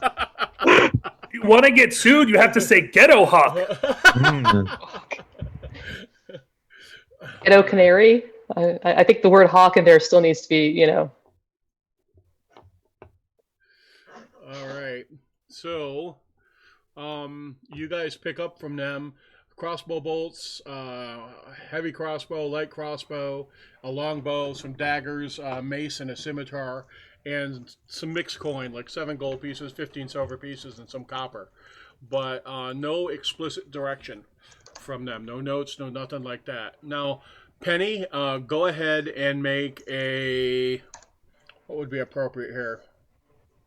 You can make a charisma check, or you can make an intelligence check. Your choice. I'll definitely go intelligence, yeah. All right. In the tower? Or... Yes, please. Okay. Now that you got this guy's helmet off of him, all right. You know this guy. I mean, you have seen this guy. This guy's name is Gerwin, and Gerwin's a thug, just like you are. I mean, you haven't worked jobs with him, but you've been in competition with him for jobs. Oh, And yeah, I mean this guy's straight up gangsta. All right. So, and you have nice. urchin as a background, right? Correct. Yeah. Yeah, you've seen him. All right, you know who this guy is. Hmm. And I mean, it's not a professional, it's not a personal relationship, but it's a professional awareness of somebody else who's often done the same sort of work that you do. So Okay. I will. it's three Thonians and a goblin. I will remove his head and take it with me, All right. so we That, can. uh, uh, I mean, aren't I normally the one that wants to like dissect things and study them? Oh no, this isn't dissection. This is a couple of things. One, I heard there are some people that can talk to dead people, and that might be useful. And two, it's also really useful to jog people's memories on whether or not they hired somebody when you show them their face. Oh, okay. And Jenna Bing takes notes on this. All right. Very good, folks. We are going to take a quick break, and we will be right back in about 10 minutes. All right. All right. See you soon.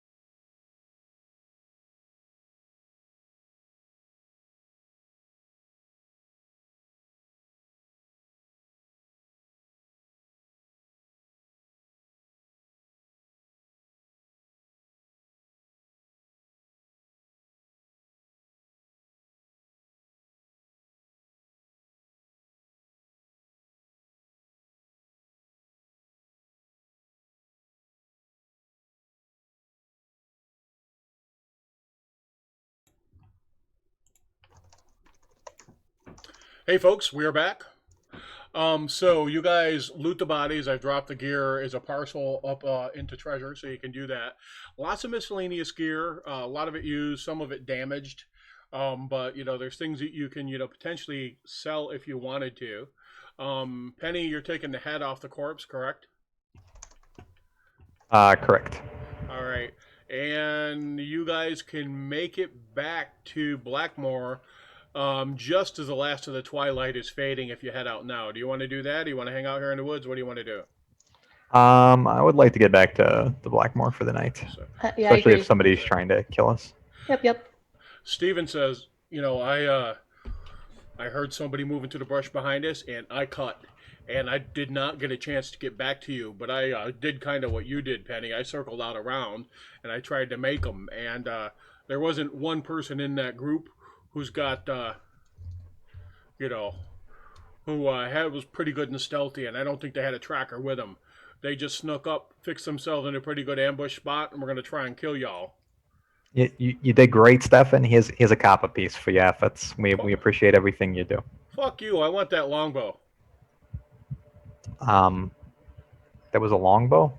Yeah, absolutely. There's some gear that didn't make it into the party take for some reason. Oh, okay. Yeah. You can have the longbow that didn't make it into the party take for some reason. I mean, seeing as how you already took it, Stefan, I guess you don't even have to ask. Well, it's professional courtesy to let you know that, isn't it? Yeah, I mean, Yeah. if I find out later, then you might end up like this guy. You know what I'm saying? I just saw you shooting. That's not an idle jest, Penny. Yeah. All right. Penny, you've been worked over before. This guy knew what he was doing. When he came in to work you over, this guy's professional thug in the true sense of things. So, I've dropped you before, haven't I? Have you? I'm not sure. No, Maybe. I don't know if but it was as close as you've been in a long, long time. Because if he'd just been focused on you, he would have beat you to death. You have no doubt about it. Yeah, he was a thug. Yeah. So, all right, you guys making your way back to town? Yeah. All right, so we're to come back in. And Idris and Delbert are sitting waiting for their friend, and their friends come back in, and they are a little bit late from what you thought.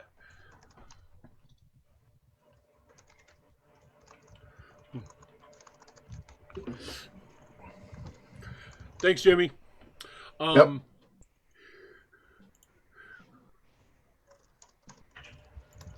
All right. So you head over to the Comeback Inn. Now, here's the University of Blackmoor, and see right there? That is the Comeback Inn. Cool?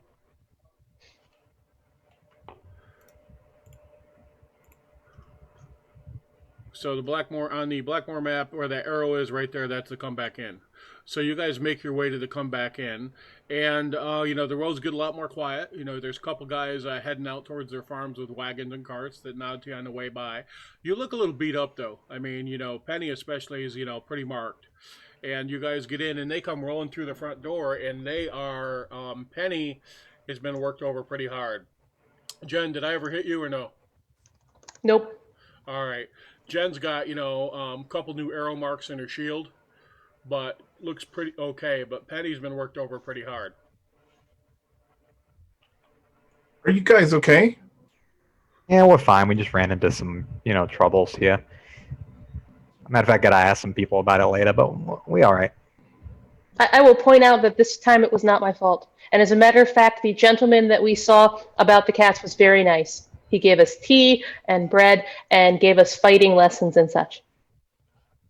Yeah, he did not turn out to be the worst person ever. I fumble around. I've got a healing potion around here somewhere. If you want it. No, I'm fine. I just think I need to rest tonight. Maybe take it easy for a day. Are you sure? I'm all good. I appreciate the concern, Delbert. You feeling guilty about something? Is that why you're trying to, anything with silverware, maybe? Delbert? That rings a bell. Oh. I see what you did there, Delbert. I thought your family was, I guess they gossiping, all right? So Alwyn's here. She's doing her thing. She's playing music, hanging out with the folks here, enjoying herself.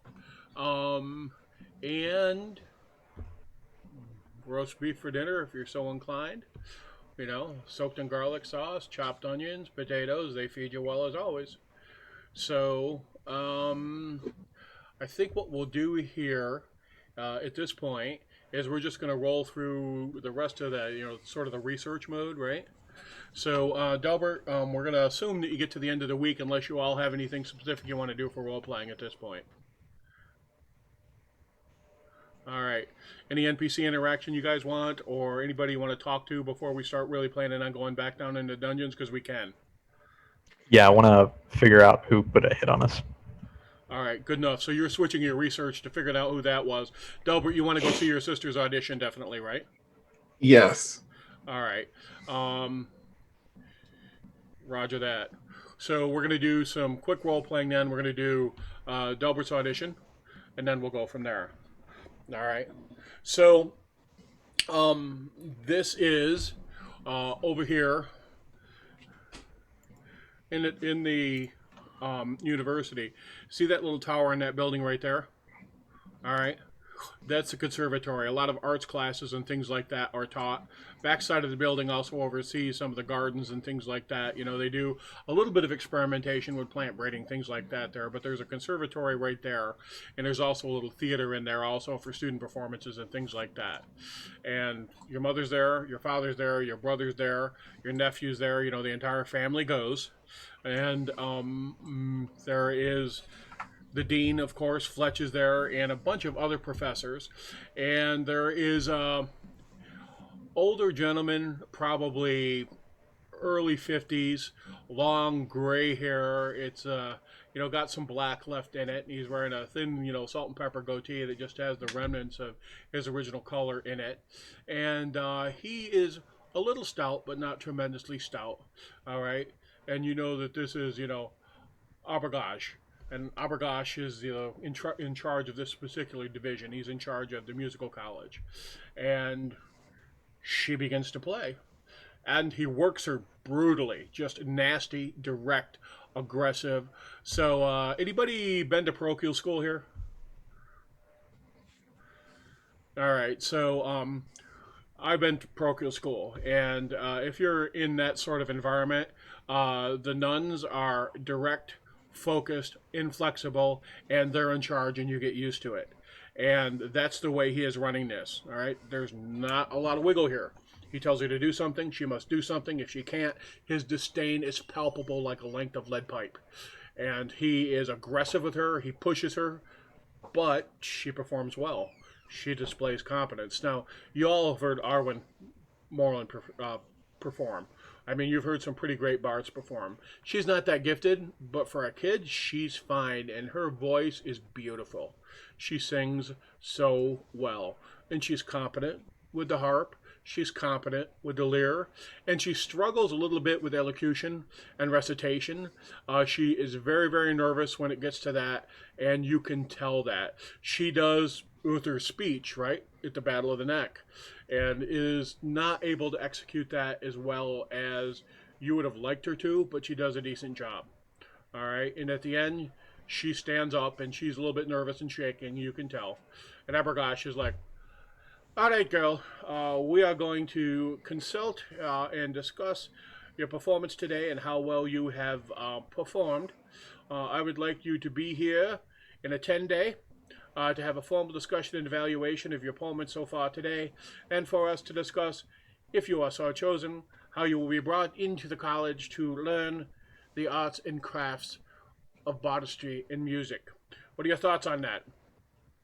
And she says, I'm very pleased, sir. Thank you so much. He goes, the last thing I want you to do before you go is I want you to tell all of us why you would like to learn this craft and what you hope for yourself. And Megan, she's kind of nervous by this. You can tell. She's, shaking a little bit. She's nervous a little bit. Megan stands up and she looks over at Delbert and her mom, looks at all of you, and she says, I'm a Galen And one of the things my mother and father say is that Galens must always contribute in the way that they are most able to the betterment of Blackmoor and the betterment of their society. I will never be a warrior like my big brother, and I will never be a great wizard like Galen, like my brother Delbert, but I think I can help people, and I think I can teach people about what Blackmoor can be in the best possible way as a bard. Thank you. And he lifts his eyes a little bit and says, "All right, Megan, anything else you'd like to add?" "No, sir. Thank you for the opportunity to perform and the chance you're presenting. Very good." And he turns and walks away. Anybody want to make an insight check? Sure. I mean, if he's making people better and they're becoming bards, you know.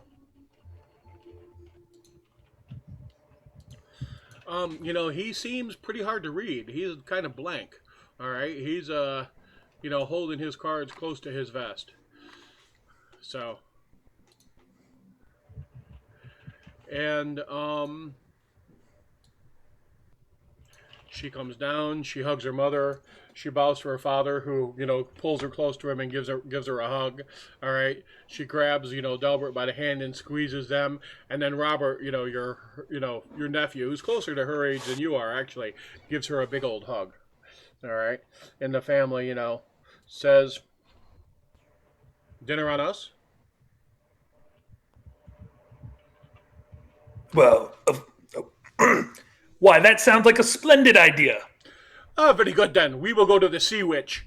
And they take you to this really, really, really, really posh, crazy restaurant, all right, that is up right next to the Rose and Crown, right? Huge restaurant fest hall. And no expense is spared, all right?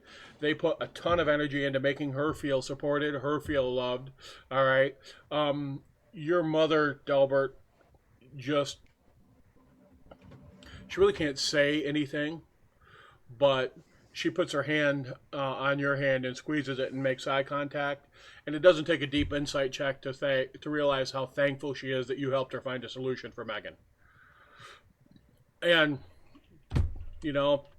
Galen's probably drop 100 gold pieces, all right, on this meal. Crazy, all right. So it's like going out with an open bar and they drop about $1,000 to $1,500 on this meal. All right, anything you want, everything you want.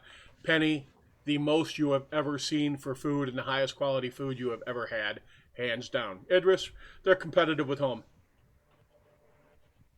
All right, and Jenna, you've probably been here once or twice with your family for super big occasions. All right.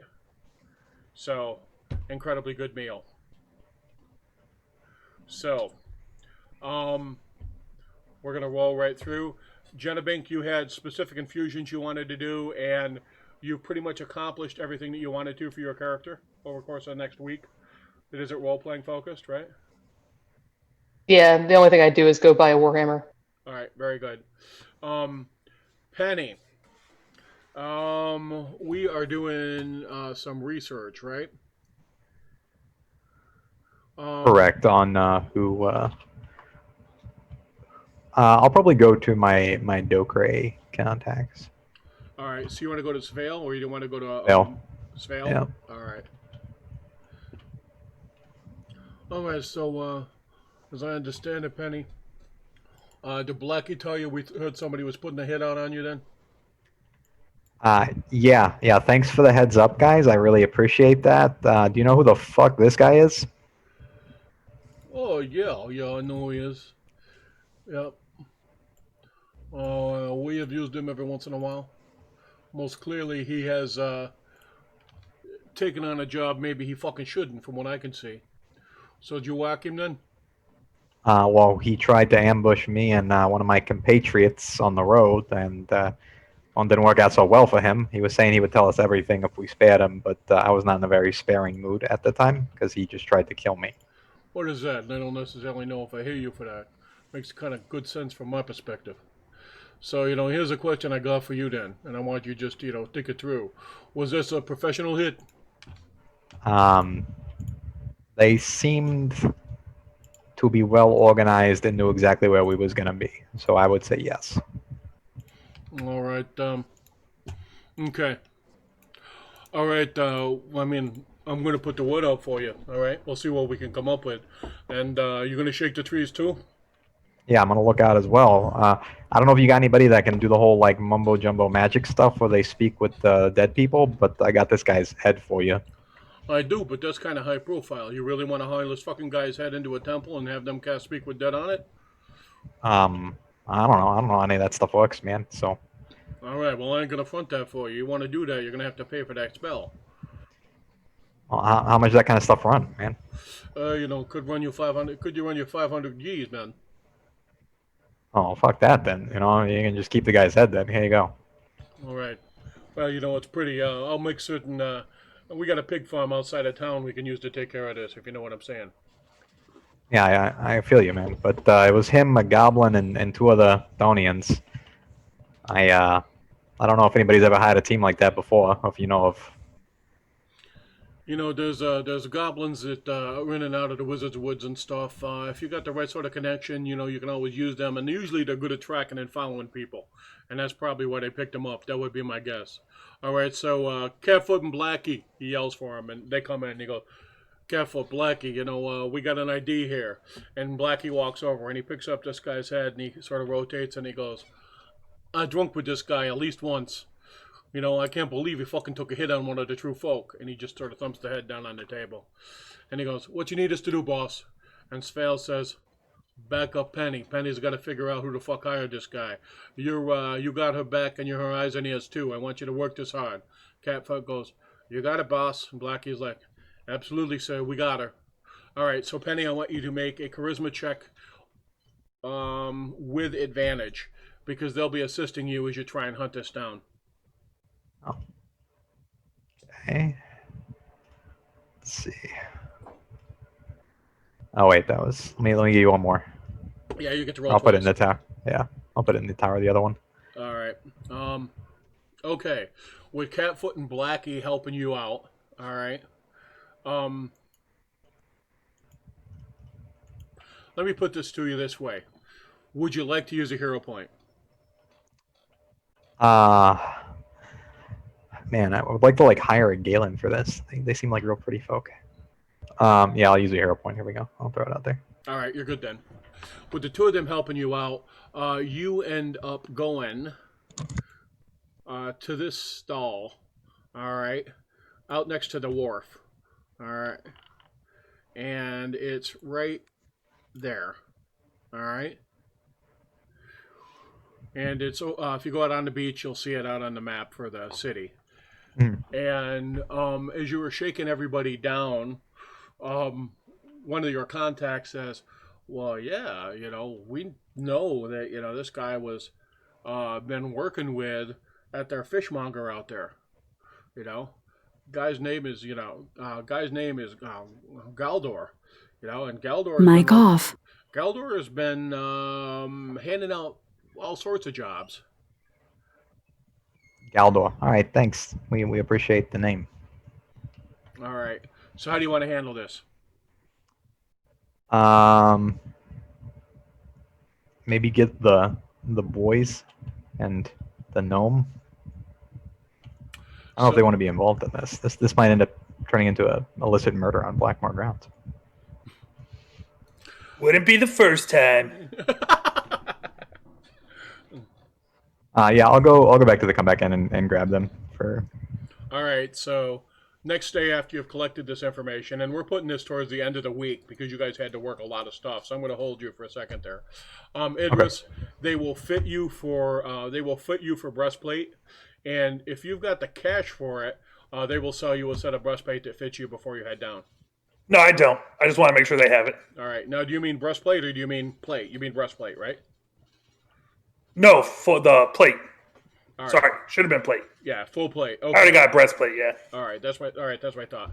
So they're gonna make plate for you, and they're working on it. They'll have it ready by the time you come back. All right. And are you gonna put some money down on deposit? Yeah, I can put down 372 gold. They'll take that. It's your family, so you're good for it. But they know where I live. Right. Delbert, you've been doing research all week, right? That and also getting a set of War Wizard robes tailored. You got it. All right. Not a problem at all. Go ahead and drop an Arcana check for me into the tower. They have a uniform. They do have a uniform.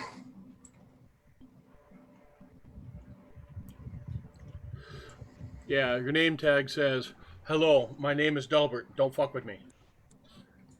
All right, so what will happen for you, Delbert, is I'm going to give you, anytime you make um, the next three Arcana checks you make that are related to speaking with animals, animal intelligence, awakening, anything like that, you get advantage on the roll. Okay. All right, so that's how that works for you. And you have made progress towards being able to research that sort of magic. All right, being able to look on those sort of spells. So that could also be advantage on a spell that you and I think is applicable to the research you did if you're trying to learn it. All right? Okay. Roger that. Okay, so everybody shows up to talk to our fishmonger, correct? Yep. All right. Okay. Guy sells fish. Got salted fish. Got all sorts of fish. Got a little bit of shellfish. Got some crab. He sells fish. And I'll explain to them the situation of what happened with. Are you having Blackie and Catfoot roll up with you? Yeah, more the merrier, you know. All right. Oh, good day, Mr. Cryfriend. What may I do for you? How can I help you? I got some very fine cod here, some of the best you've got. I also got some fillets and some spear caught tuna. What can I get for you, sir? Yeah, it's ma'am. And first off, we heard you've been offering work for certain jobs, like illicit jobs that I'm maybe just an honest fish merchant, sir. I have no direct interaction with that. All right. Again, it's ma'am, and I would appreciate Sorry. you use the correct vernacular. I And misgendered secondly, it's starting to get. All right. I kind of need you to cut the shit because I'm not saying we're in a hurry here, but when people typically want me dead, I'm not real friendly with them, and trying to think how to put this in like a polite, nice people way. I really don't want to have to kill you because then the law will probably not look at me favorably again. And I'm trying to be a good person and like an upright citizen now, and that would go against that. And Blackie steps up behind you, looks directly into the fishmonger's eyes, and says, "But I'm not. I'm pretty certain I can get rid of the body, and nobody will ever find it." All right, he's going to give you. He's helping you on your intimidation check. Go ahead and roll. Okay. Advantage. Man, I should really never be the person talking. Would you like to use a hero point?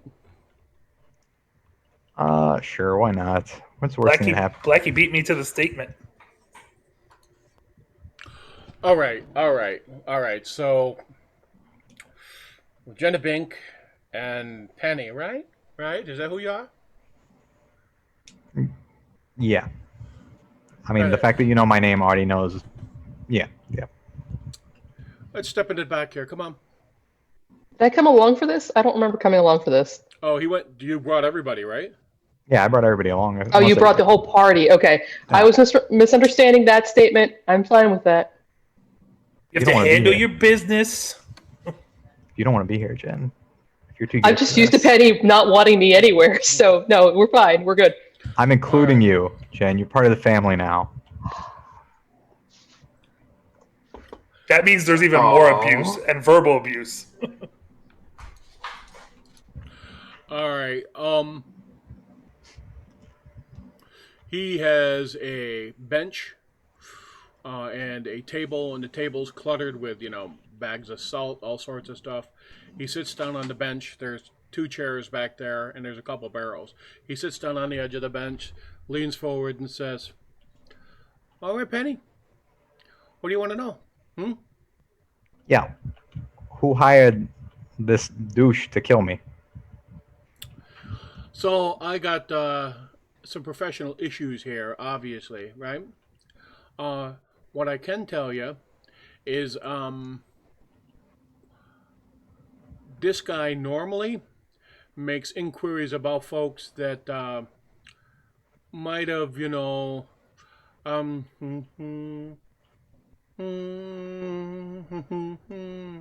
uh, and he looks up at you, and his eyes get a little bit blurry, and he rubs them, and he goes, "This guy normally makes inquiries about folks that might have, uh,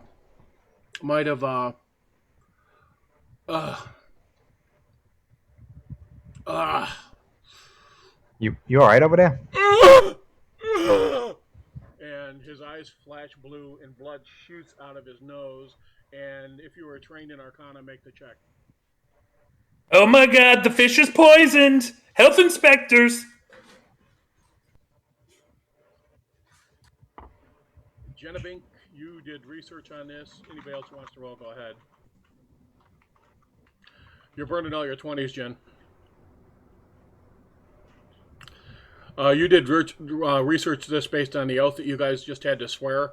This guy just triggered a geas, and his brain exploded because apparently he couldn't take the damage. Oh.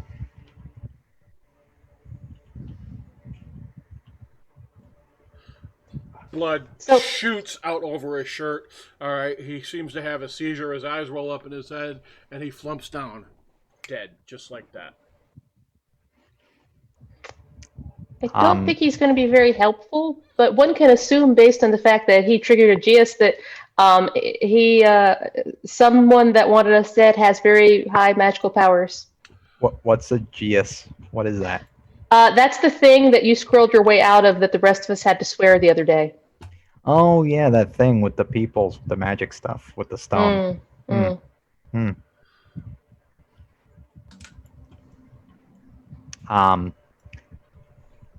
So is he?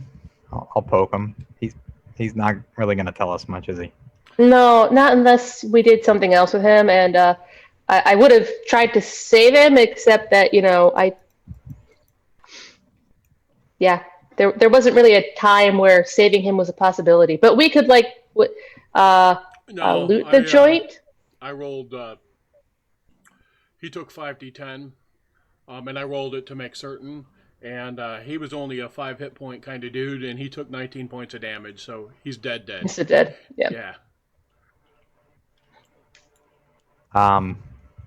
All right. Well, let me look around this room, see if maybe he left anything here. We can. I'll take a look around the room. I will also take a look around the room, and I'm taking I will use. salt. Ooh, I'm going to pull out my piton, and I am going to use my piton of detect magic.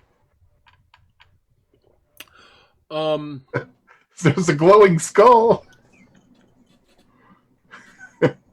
It's got a bit of residue. I don't understand why I'm on brain detail. You're the ones who blew up his head. There's a difference between mostly dead and all dead. Blackie looks up at the sign over top of the fishmonger sets, and he says, "Look at that sign. Does that sign say dead fishmonger storage?" Sorry. All right. So you actually do find a packet, and it is sealed, and it is wrapped up in wax, and it's got an odd symbol on it. I will investigate it to see if it's horribly trapped or something. Because Go ahead, roll. And I would like to know if I know what the symbol is. Go ahead and make a history check. Is it dealing with magical items? Yeah, it could be. You could interpret it that way. Wow. So it is marked with. There was this wizard called Rafu, all right, and he was a servant of the Ku in the first invasion, and that's his icon. Oh, Rafu, you said. Yeah, and it's not trapped. Okay, I will open it up. Ranafu. Penny, when you open that, try really hard not to mess up that symbol. That would be, go ahead and see if you can trim it off. Go ahead and make a thieves tool check. Okay. And how are you doing this anyhow? Okay. What you did is you ran the wire underneath the wax seal, and you were able to scrape it off in such a way that it didn't break, and you were right on. So, all right, you guys find 5 pages worth of document. I need my realtor to look this over. And this is actually written in Thonian. All right, and you are fairly certain that it is a translation. Once I see it's 5 pages worth of stuff, I immediately just hand it to Jenna. Jenna pores over it. All right. That's too much reading for me, Jen. If you could just like summarize it in like a TLDR. So rather than sit here and wait for me to read it, Tad, do you want us to give us the TLDR? What you can do is it's clearly a history of Castle Blackmoor and the dungeons of Castle Blackmoor. When you look at the end, you can see that it was done by a sage called Kalas, Athenatos, and it's not that long ago. It was done in 943, and you have seen this text, but this text is only in the this text is only held right now in Castle Blackmoor itself and the King's library and his personal study, and also it's one of the protected collections that you have to get permission from the Fletch to have access to. So you've seen this, you know about this, but this particular text is high security. You'd have no idea how he got it out. The other thing you guys find is you find a ledger, and as you pop the ledger open and you're looking at it, it's definitely been done in some sort of code, but there's a series of transactions in and out of here. All right, and then finally, the other thing you guys find is you find about maybe 300 to 400 coins, different denominations, some silver, a lot of copper, a few gold, a couple platinum, but there's also a strong box filled with coins. Is the strong box locked? It is, but you found the key. You found the key on his body. Okay, cool. So, and you pop it open as you're going through it. There's fair amount of coin in it. All right. Well, he doesn't obviously need any of this anymore. Well, he obviously was involved with, putting a hit out on us, as you would say. So I think we're entitled to some compensation. I agree 100% with you. I've never agreed with anything more that you have said. I also think that we should probably go see Fletcher. Oh, okay. I'm not really sure why we would go see Fletcher, but... Yeah, isn't she a crime novelist? I mean, how's she going to help us here? Wrong Fletcher. Oh, not Angela. I gotcha. All right. Fletcher first name, not Fletcher last name. I know I know that you get confused a lot. Well, I mean, I just had to read 5 documents. It's all committed to memory. Blackfoot or Blackie and Catfoot are both like this is a body, says Catfoot. Do we have a plan for this? And Blackie's like, yeah, I mean, we could, but people just saw us walk in here. What do you think we ought to do? That's a really good question. I would say we're going to do this on the up and up. You two can leave now, and we'll take care of it. We're going to do this on the up and up, and we're going to call some people that are like good people, I guess. Catfoot drops flat on her belly, rolls to the back, looks out the underside of the tent, is out the other side of it. So Blackie looks out the outside, looks out the outside, looks out the outside, twists something on his thumb, disappears, and goes around the corner. I go outside and look for the Inquisitor who's supposed to be following me. I'm basically like, that's what this guy's here for, and I like go outside and look for him. All right, drop a D8 in the tower for me. All right, he's not tailing you right now, apparently. I'm calling the wolf. I don't know if you guys want to call your like nobility people or whoever those people are. You know, the Blackmoor Wizards Cabal folks. Jen, you rolled a 26. Delbert, did I get an Arcana check out of you or no?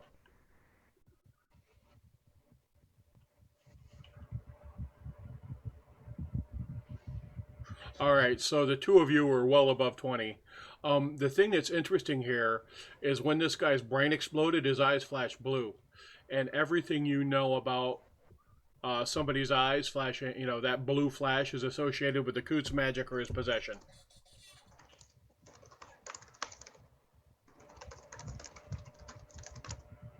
Just saying.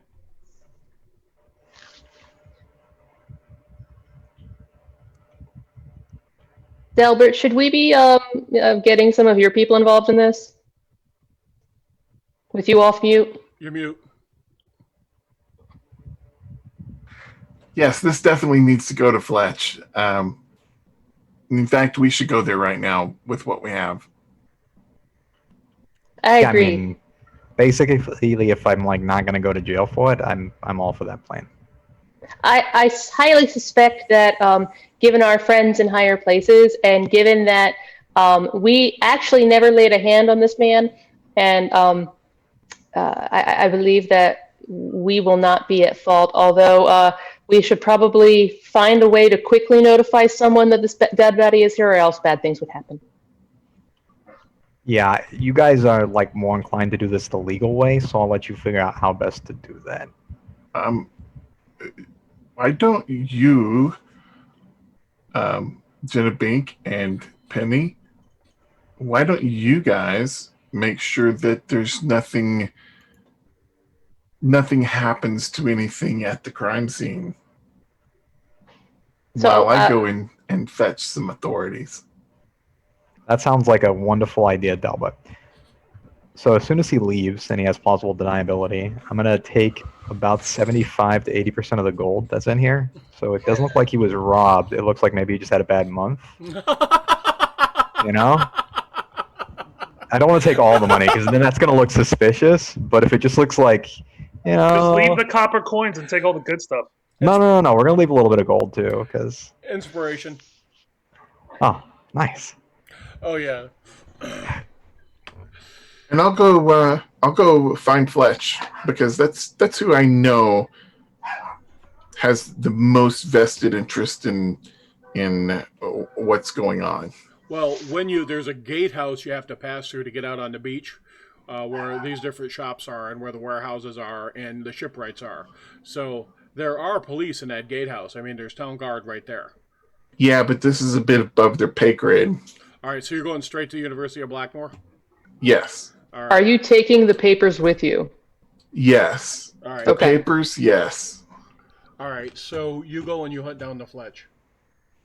All right. Go ahead and, you go up top floor of the tower here, where his offices are. And I want you to drop a D12 for me in the tower. Because it's not his office hours. Oh, wow, okay. So he's there. He is sitting in his office. And he sees you when you come in. Fletcher, I have something of interest to you. It's rather urgent. Oh, absolutely. What do you have? Please show me, Delbert. And I'll hand him the papers and start describing the scene, what happened, leaving out details that wouldn't be arcane in nature, Well, right? Relevant to the story. So, got it. So you're giving him a quick recap, right? A quick recap, not mentioning gold and whatnot. I have a security breach. This book is very hard to get to, and this is sort of a summary of some research that's been done in the distillation. It's not the entire text, but it's some key points. It talks about the Saragul. It talks about some of the foundations of the Dungeons of Castle Blackmoor and the time frame and history around it. Now, I think some of this text is contested. Not all of it is absolute. There are different interpretations, but it's an effective distillation. And we don't necessarily make this commonly available because of some of the information that's provided in it. So you just can't come in and pay a fee to do research and have access to this text. I have to approve it, or one of the deans has to approve it. So I'm going to do some research and find out who has, and find out how it got out. But you found this in a fish. The blue eyes, did you say? He had blue eyes. Did they flash? Yes. Yes, the egg of Kut then, I think. So that's one of the hallmarks. So we have one of his agents compromised. Very good. What you're implying is that there's a traitor amongst us. The Coot infiltrates everything. This is one of the problems that we've had over time. And apparently you have drawn his attention because people were hired to kill you, correct? And Not me specifically, but yes. They made an assassination attempt against Penny and Genevieve, so I would say you have some exposure here. Yes. All right, what I would suggest then, straightforward, is simply this. First, he reaches into his desk and he pulls out a round disc in stone and he puts his hand on it and he thinks. He waits and then he listens and he says, very good. All right. People are being dispatched to head to the site, and you and I should go. Come. And he says, I'm going to secure these. And he takes the papers and he puts it in his desk and he moves with his hand. All right. And you've seen him activate an arcane lock before. And he does that. And he says, let's go. And he steps in and he closes the door and he does the same thing with his door.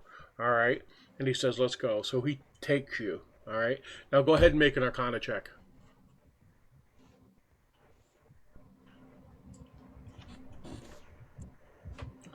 Man, what's with the 20s with you guys today? All right. The next combat's going to be brutal. Yeah. I know. You just used he just used a sending stone and he received a message back from a sending stone. All right. Okay. And you just saw him, activate his arcane locks, and he might have just fired a glyph on the door. He might have just activated a glyph on the door from what you've seen. So his office is as warded and secured as he can make it. All right? Okay. And so he leaves the office of the Dean of Contemporary History and heads with you. All right. And you guys come rolling up. And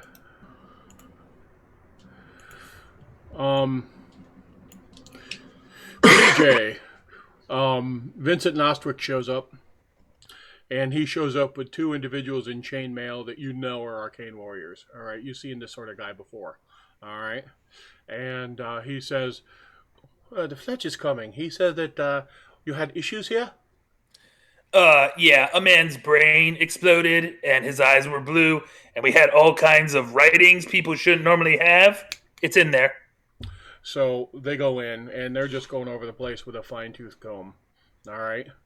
And the Fletch and Delbert show up, and there are one of the Kamasti elves who works for the gatekeeper shows up with two of Uther's house guard. All right, you recognize them based on their livery. And it's starting to draw attention to sort of people who are showing up here. All right, people are not standing and gawking, some are, but they are very much aware of the fact that the Inquisitor just showed up, Fletch showed up with a Galen, there's a Regan in there, and one of the Kamasti special warriors and two of the house guard for Uther have all showed up in this place at one time. Totally making sure people see me with these people.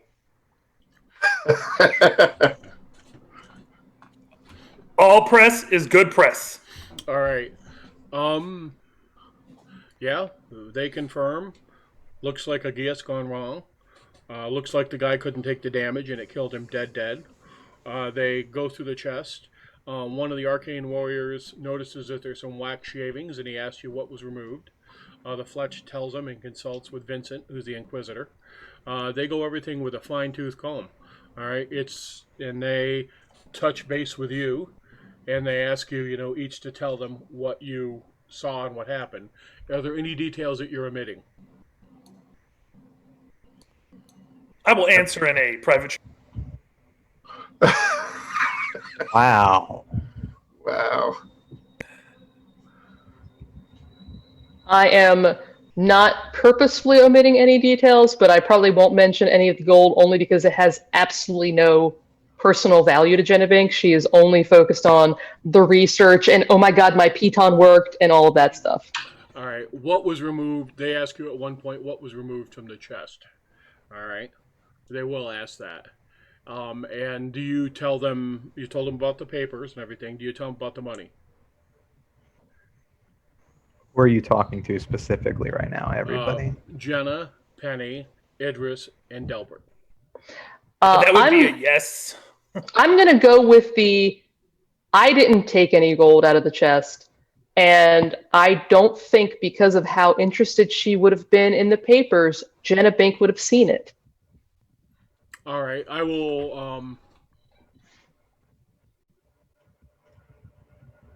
right, I'll take that. Penny? Seeing as how they're being like real pushy on it.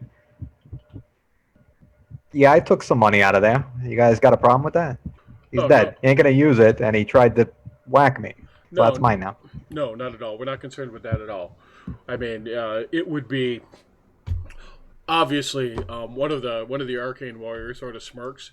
All right, and she looks at you and says, "Oh, obviously you're going to make a donation to the Temple of Odir for the Orphans Fund, correct?"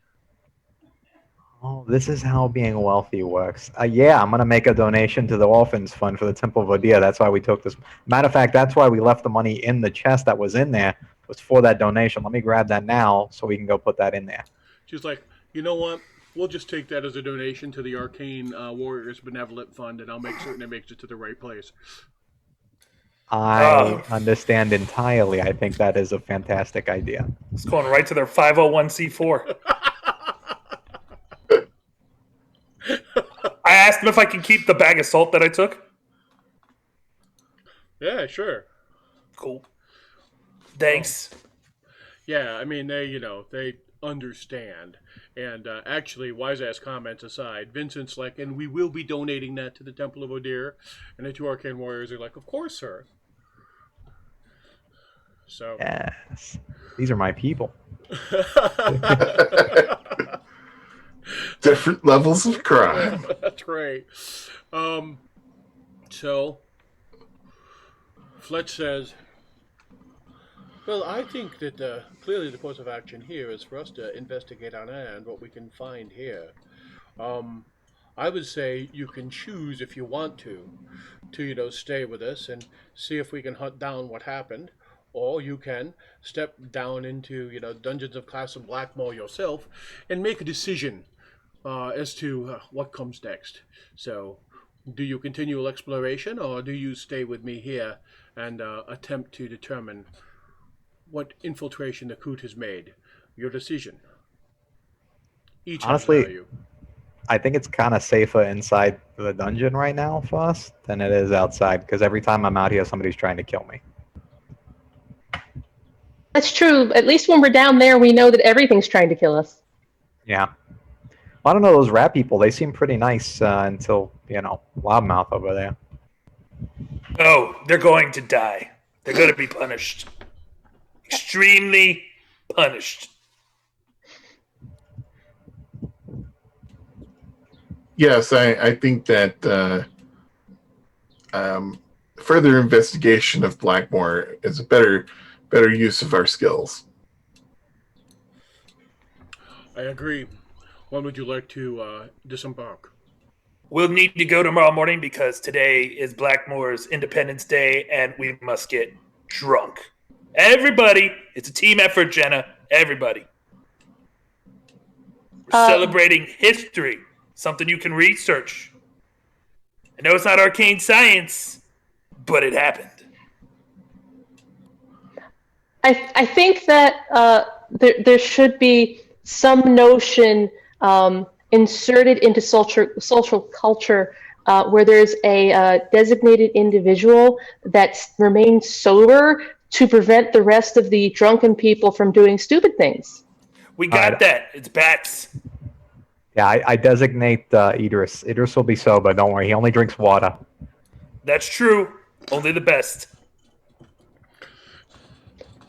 I don't understand why you all are so infatuated with me getting drunk, but maybe I'll give it a firm It's maybe. a team bonding exercise.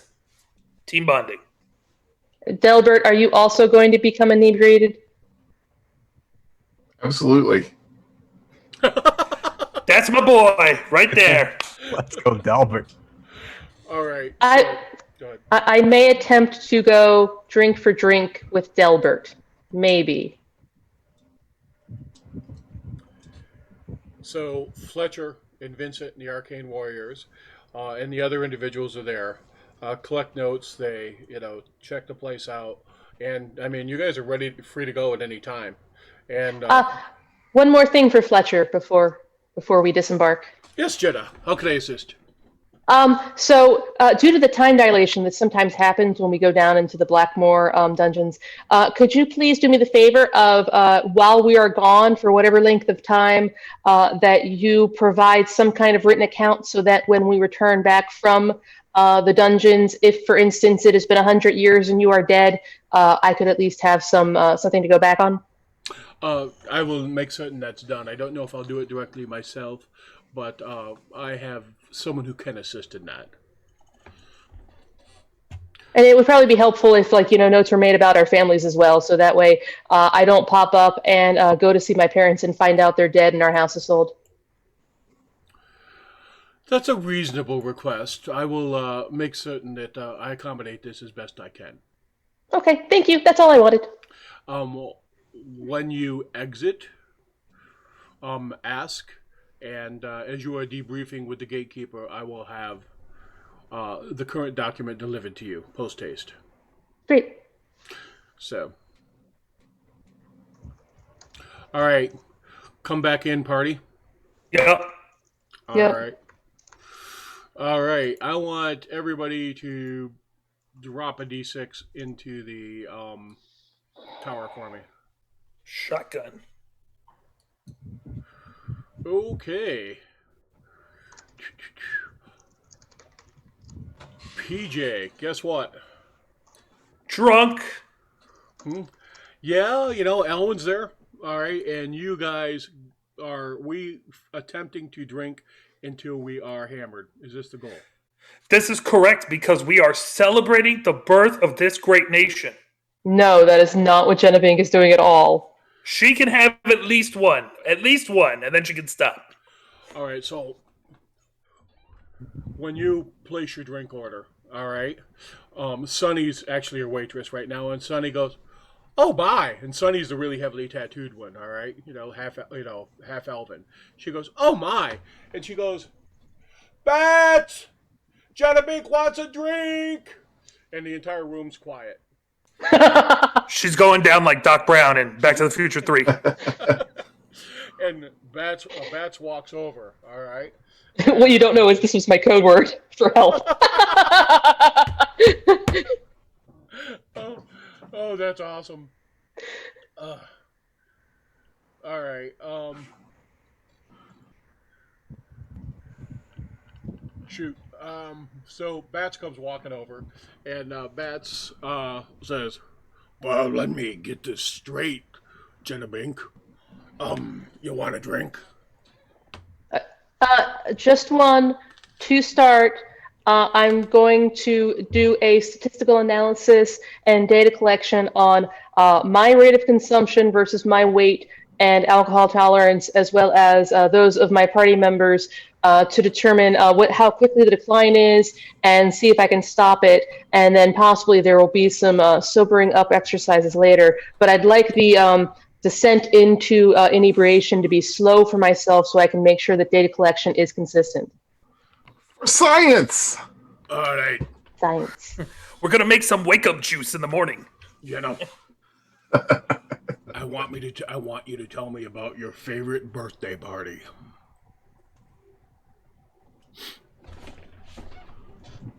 Jenna gets very quiet and very sad. Well, I party? I mean, does it count that mom and dad got me like a really awesome tinkering set? Like when I was 10 and then I took things apart all over the house and mom kind of made that face that she makes when like she's upset, but she doesn't want to tell me upset because she's actually kind of proud at what I took apart, but couldn't put back together. But I wouldn't call that. Is that a party? I don't think it's a party. That's you. That's you. All right. And I'll be back. Oh, Pat is bringing out the good stuff. All right. So Bats is gone, and you're talking and you're hanging out, and they bring, wine, Everclear, ale, whatever you want, as always, right? So they get all that done. Smooth. All right. And it takes about 15 minutes, and you hear some banging and some clanking and stuff. All right. And Bats comes, all right, with this little silver, all right, platter. And Bats sets the platter down in front of you. And he starts to pour, or she starts to pour, all right. And she mixes, and she goes, there's this little pink cloud that comes off of it with sparkles and stuff. I'm supposed to drink it? Is it a shot thing or a sip thing? Put her Just down. do it. Put her down fast, girl. Jenna's now incredibly suspicious of old Bats, but okay. She throws it back. Ooh, copper. Copper. Tastes like, birthday cake? Tastes like,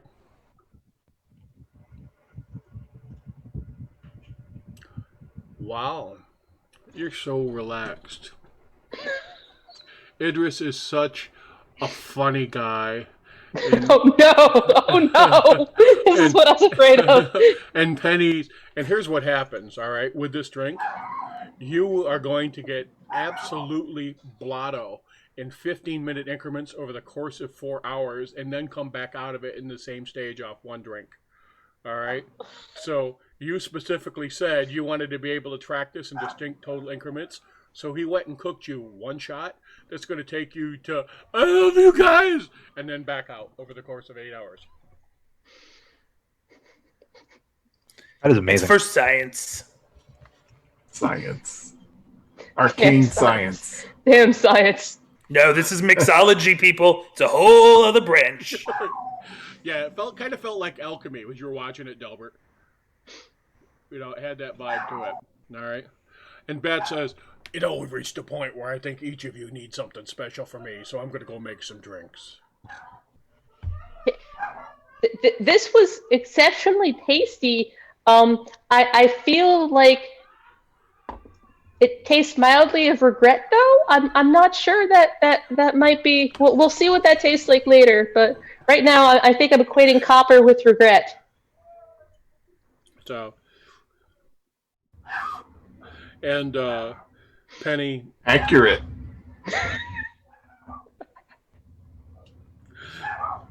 Delbert, Bats brings you scotch. Really, really, really, really good scotch. That when you drink it, you feel the wind in your face and the smell of the moors.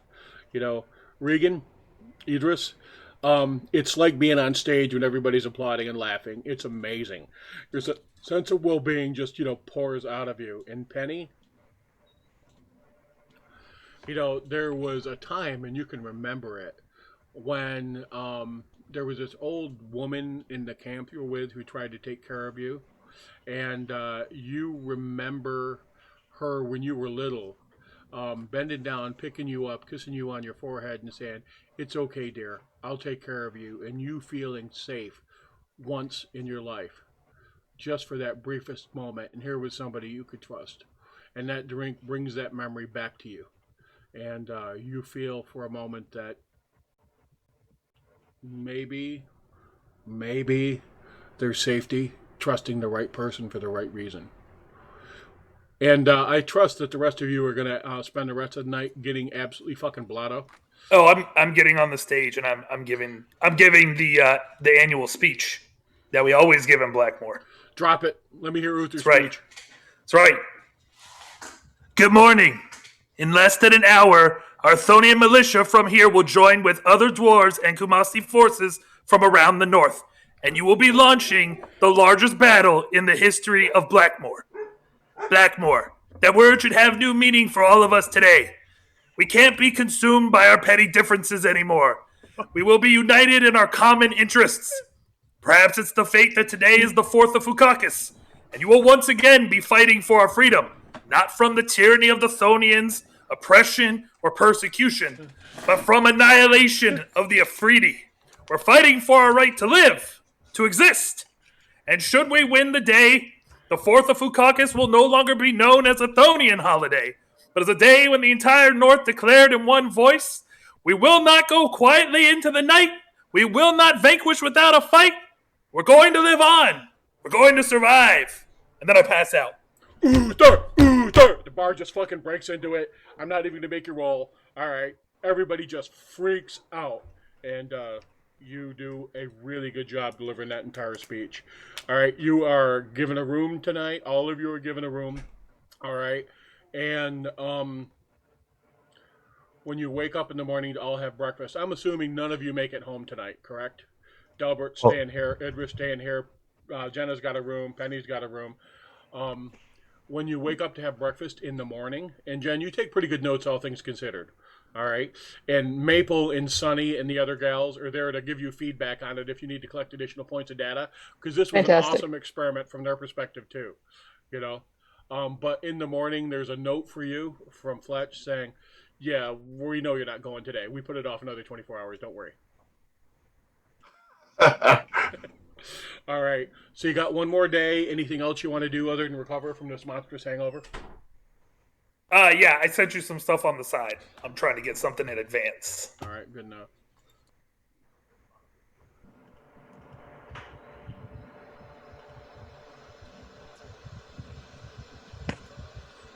Which venue did you use?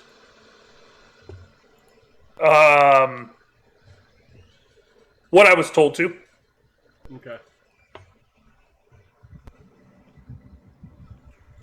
Got it.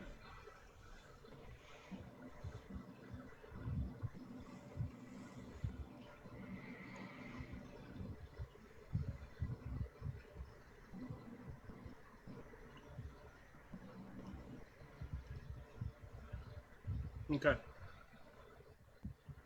Okay. Totally makes sense. So, all right. Poured off a cup of tea.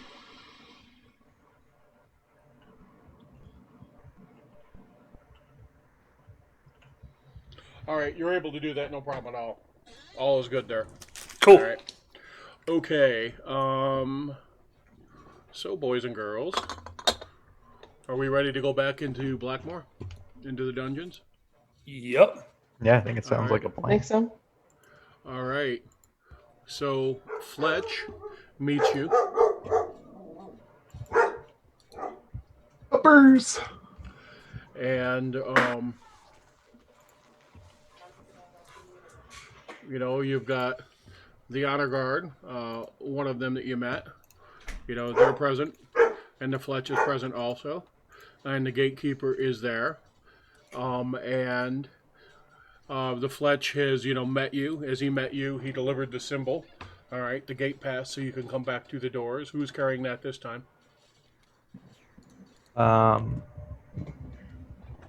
Maybe keep it on Delbert again. Okay. He's I feel like most likely to not get distracted and lose it. Ooh, challenge accepted. All right. So you guys get to the front gate, to the front doors of the castle. The gatekeeper, asks you to swear all the things you swore before, that you're going of your own volition, that this is a choice that you make by yourselves. And I want to make certain that no one has coerced you. In the time that you've left, has anyone cast a charm spell on you? So he gives you the entire thing that he did before. And you, of course, all answer affirmatively that you have not. And they step back and they're ready. All right. And the gates open. And the last time the gates open, of course, all those skulls poured out at you. And this time there's a faintest silvery flicker in the door in front of you. And there's a puff of breeze that smells of lavender. And the gatekeeper says, "Go. Be safe. We'll be here for you when you return." Is the lavender smell, is that normal? Sometimes you smell all sorts of things. So, How long have you been doing this? a bit. Keeping the gate, I mean. So, me and my friends reclaimed it after the orcs overran it. So I've been doing this, 100 and some odd years. A little bit more, a little bit less. I was a younger elf when I started. Okay, I'm going to do a history check and try to come up with a number of years. 7.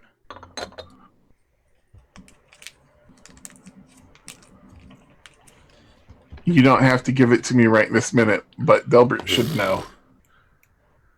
Sure. I will share the timeline with you.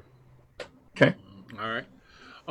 It's been a bit, and basically what he's implying is he was one of the first people to, when the castle was overrun with the first invasion from the Agerkut, second invasion from the Agerkut, and the orcs poured out, it was the Kamasti who came back in and cleared it out while everybody else was busy fighting all over. And he was part of that original group.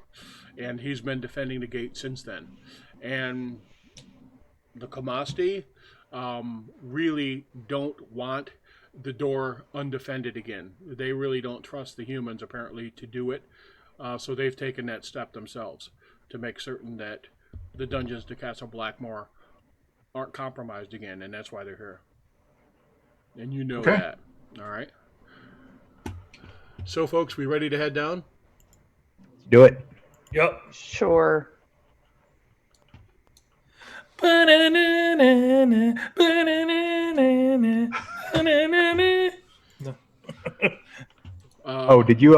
you apply a long rest to Jen and I before we? Oh, yeah, let's do that. I'll long rest all of you. Thank you for that reminder. I kind of did it to myself because it was the next day and I needed to know I had spells for my Worm's Fuzzy. I was afraid. I was don't have any. petrified. And you realized you had thinking Penny how by it's- your There you side. go. Thank you. I knew that I could count on you guys for that. Spent how many of those nights thinking how you were going to be alone?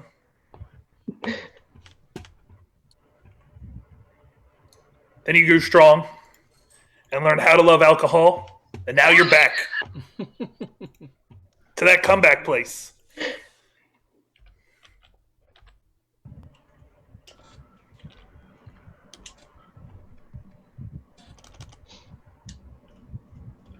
All right.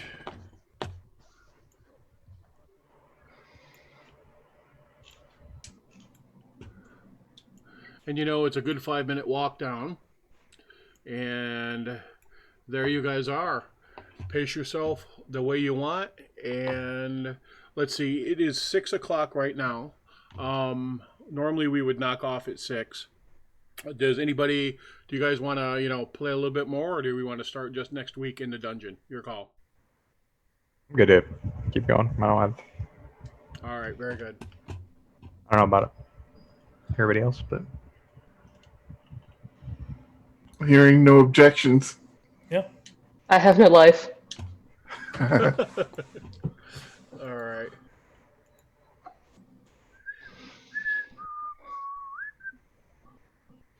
The coot.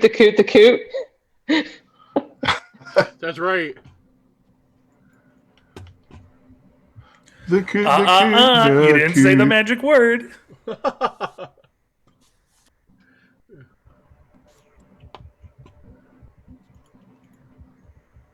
What is that? Is that Jurassic Park? Yeah, Yeah. it is.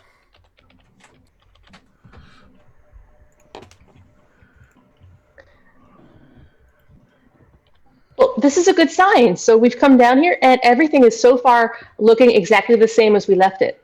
I just had to get Quickfoot for you. So, I thought he was going to be like, yeah, I just had to put some more things down, move some debris. Like he just shifts one of them. all right.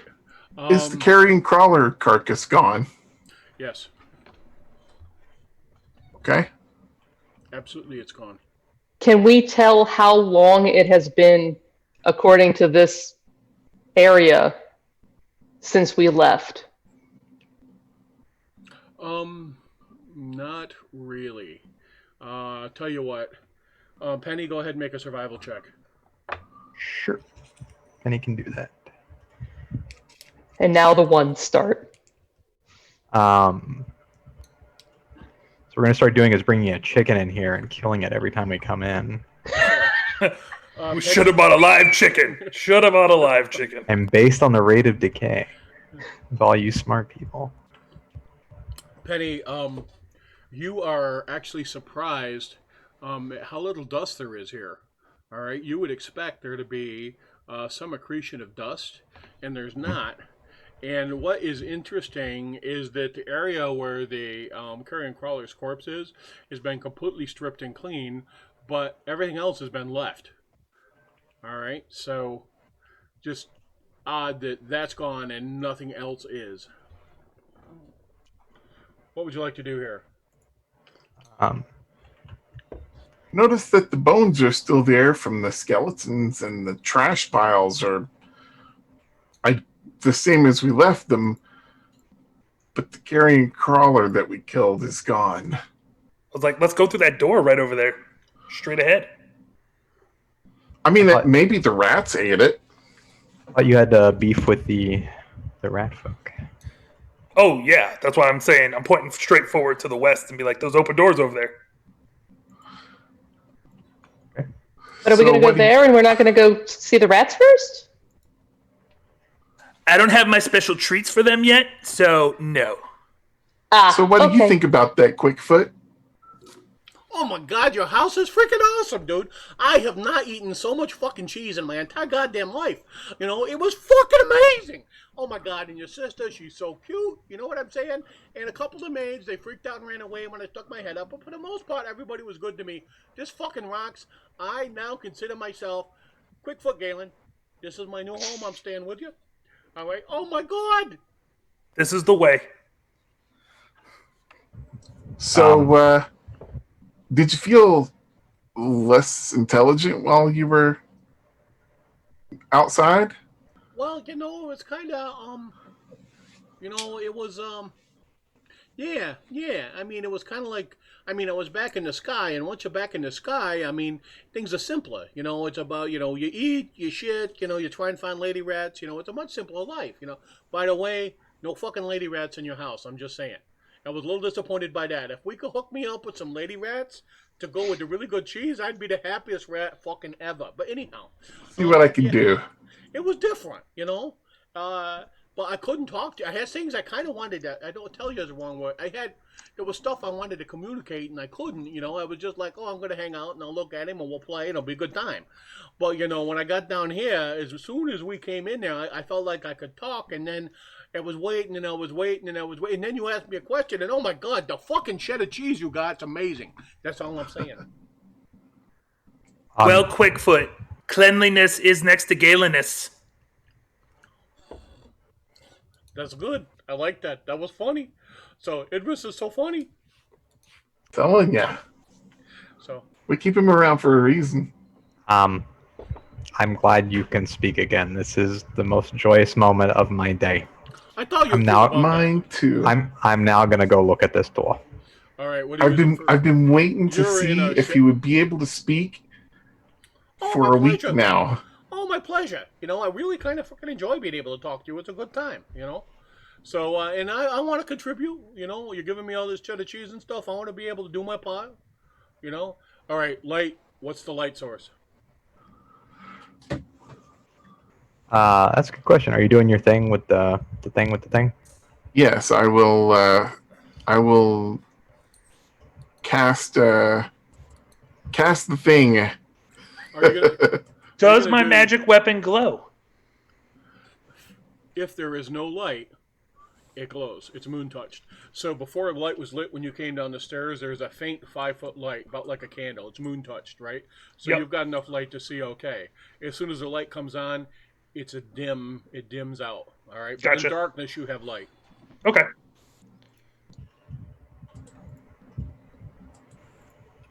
I'm casting also that have- ritually, of Mic off. course. No need to burn spells unnecessarily. So you're actually casting a light spell? No, I'm casting Unseen Servant so that it can Okay. carry the light source. The light source. And I also have a hooded lantern, so I believe we have 2 lanterns, one at Jennabink and one at Mic Delbert. off. Okay, so there's a hallway running up there. Okay. Yeah, All right. The let's- map is not enjoying that. There's a door up at the end that you can just barely see. All right, Penny will move into the hallway, searching stealthily. Drop something into the tower for me. Do your search thing. Okay.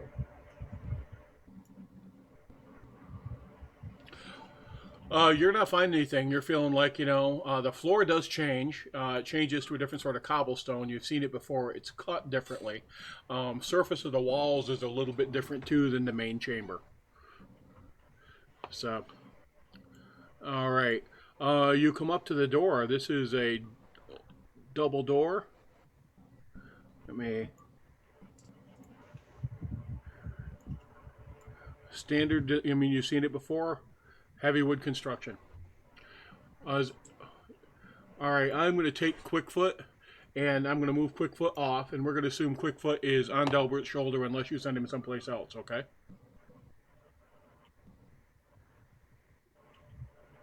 Yes, on my shoulder is fine. All right.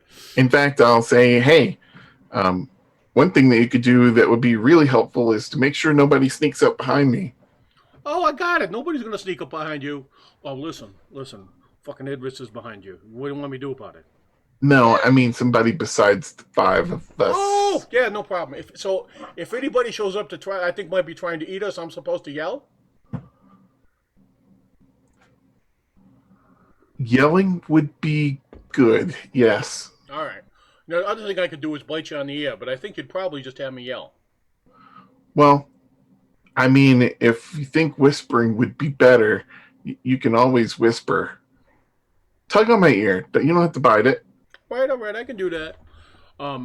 Penny, you hear some cranking and clanging noises from behind this wall, behind this room. All right. Like mechanical or like stuff I've heard from like Jenna type stuff. As a matter of fact, yeah, that's the sort of thing that it sounds like. All right, so you're checking out the door, and you feel like a vibration, and then as you're listening, you're like, "Holy crap, that sounds like bang, bang, bang, bang." It sounds like machinery or something. Jenna, come here, real quick. Okay. What? Can you listen to this door and what? This sounds like your kind of stuff. I don't want you to get super excited and open it and like run over there, but maybe you can figure out what this is. All right, Jenna, you can hear a banging noise. Make a perception check to be able to identify it more effectively. All right, go ahead and make a arcane science roll with advantage. Oops. Oh no. Which is Arcana. Yeah. I hadn't pushed the advantage button.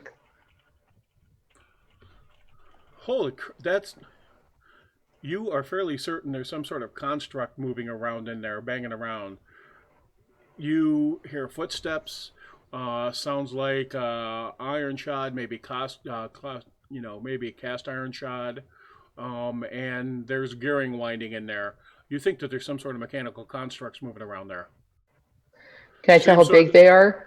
They're at least man-sized, maybe bigger. Yeah, so that's kind of like if Fred was really, really big, like yours, or actually more like Idris's size or bigger. It sounds like there's a few of them in there. Well, that does not sound good. Okay, can I open it? I want to open it. Um, But I could see how they work, and it would be so cool. hold on 1 second. You should take these Yeah. creatures to the Rex. Yeah, you can open it now. Inspiration. I'm capped at 3. I will open the door. All right.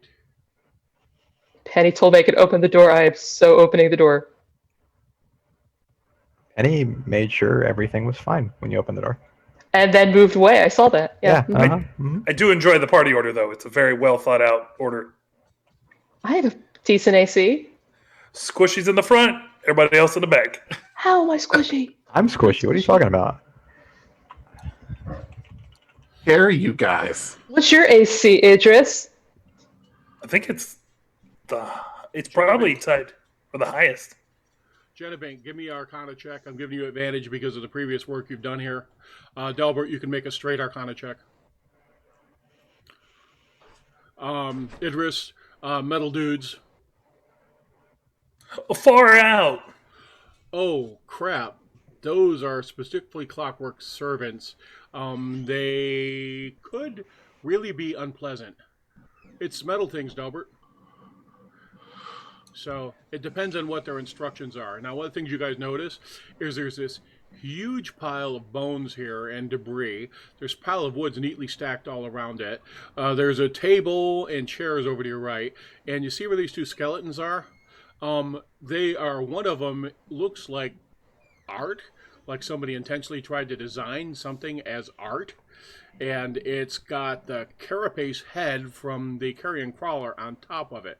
And it's standing there kind of posed, right on a, like, looks like a human skeleton maybe. And the two clockwork servants directly in front of you are playing with pieces, twisting. One of them is painting. All right, so they are building like this little fucking bizarre skeleton statue directly in front of them.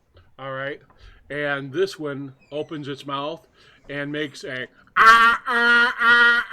sound. Sounds like a klaxon or a bell going off. And we're in initiative. I just keep hearing the Let's Terminator shut music. that up. Bump, bump, bump, bump, bump, bump. You know, Hunter's gonna jump out of this room on us. Good job, Yell out, Jenna. "It's good your job. people, Jenna. It's your people."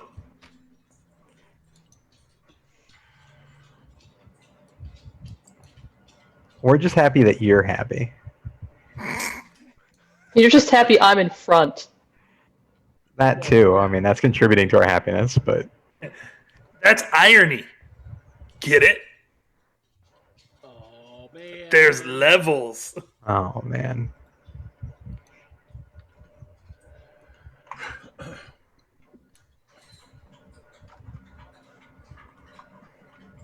I'm gonna flatten them with platinum. Spend it if you got it. Look at these initiatives. Solid. All right, out fucking standing.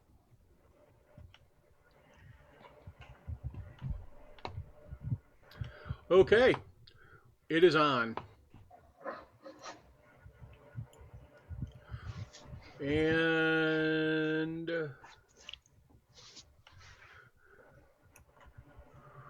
this bolt comes flying out of its chest and wings towards you and bounces off your shield. Penny!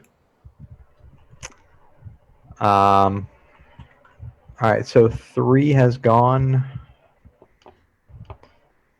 I'm assuming I have cover on 10 from my friends. Yeah. All right, I'll take the -2. That hasn't acted yet. I will bonus action, put up a hunter's mark on it, and attempt to sling an arrow at it. Number 10. Oh, that's supposed to be with advantage. Let me roll. I take the -2 again. Advantage ain't gonna save you from the 1. Yeah. Well, I mean, it will save him from a 1 if he rolls well. But Oh, Bang. 13 hits. Okay. oh wow, nice. All right. That is me.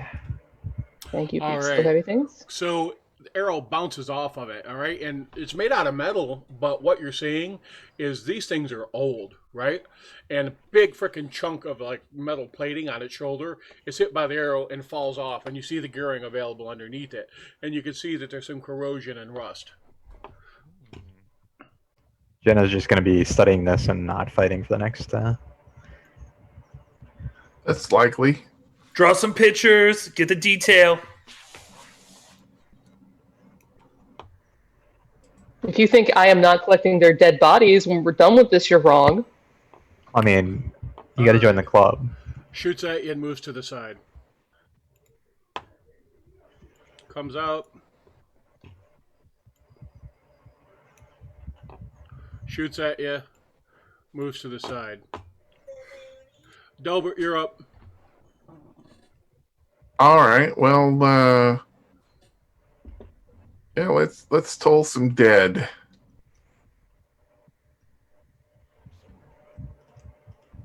On Clockwork Servant number 3, since I can see him.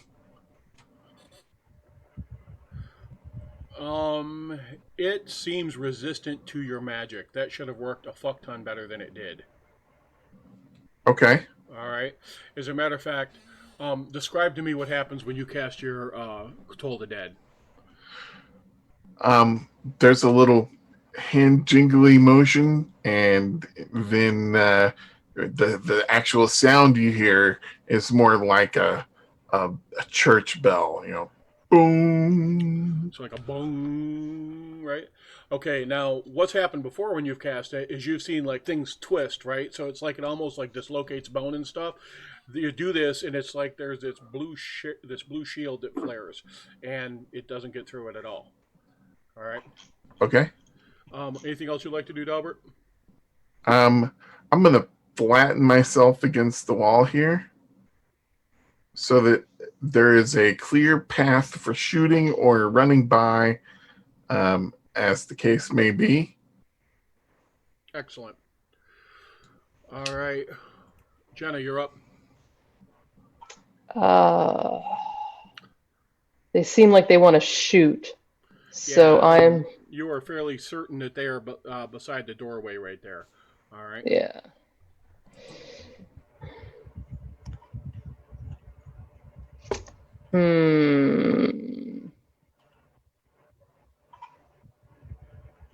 I'm going to, and I can't hit that guy if I don't get closer to him. Sure. I'm going to move here. So far, I've been weathering this fairly well. And I'm going to target that guy, since I'm assuming I can hit him fine from where I'm standing now, yes? Right. You can. Okay.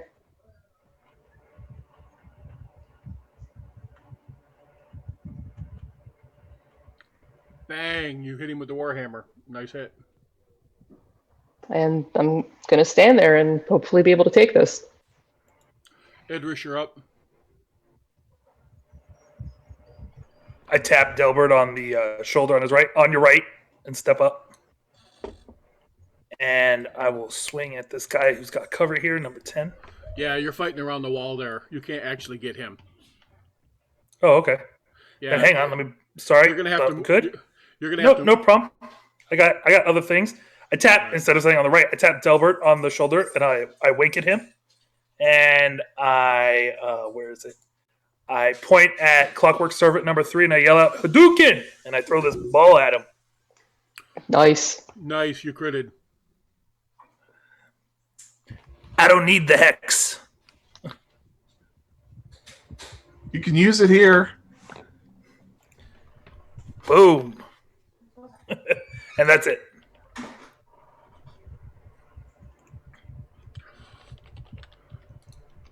All right. Quickfoot ain't doing shit.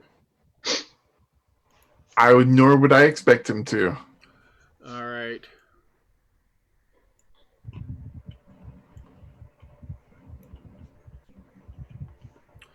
Hit.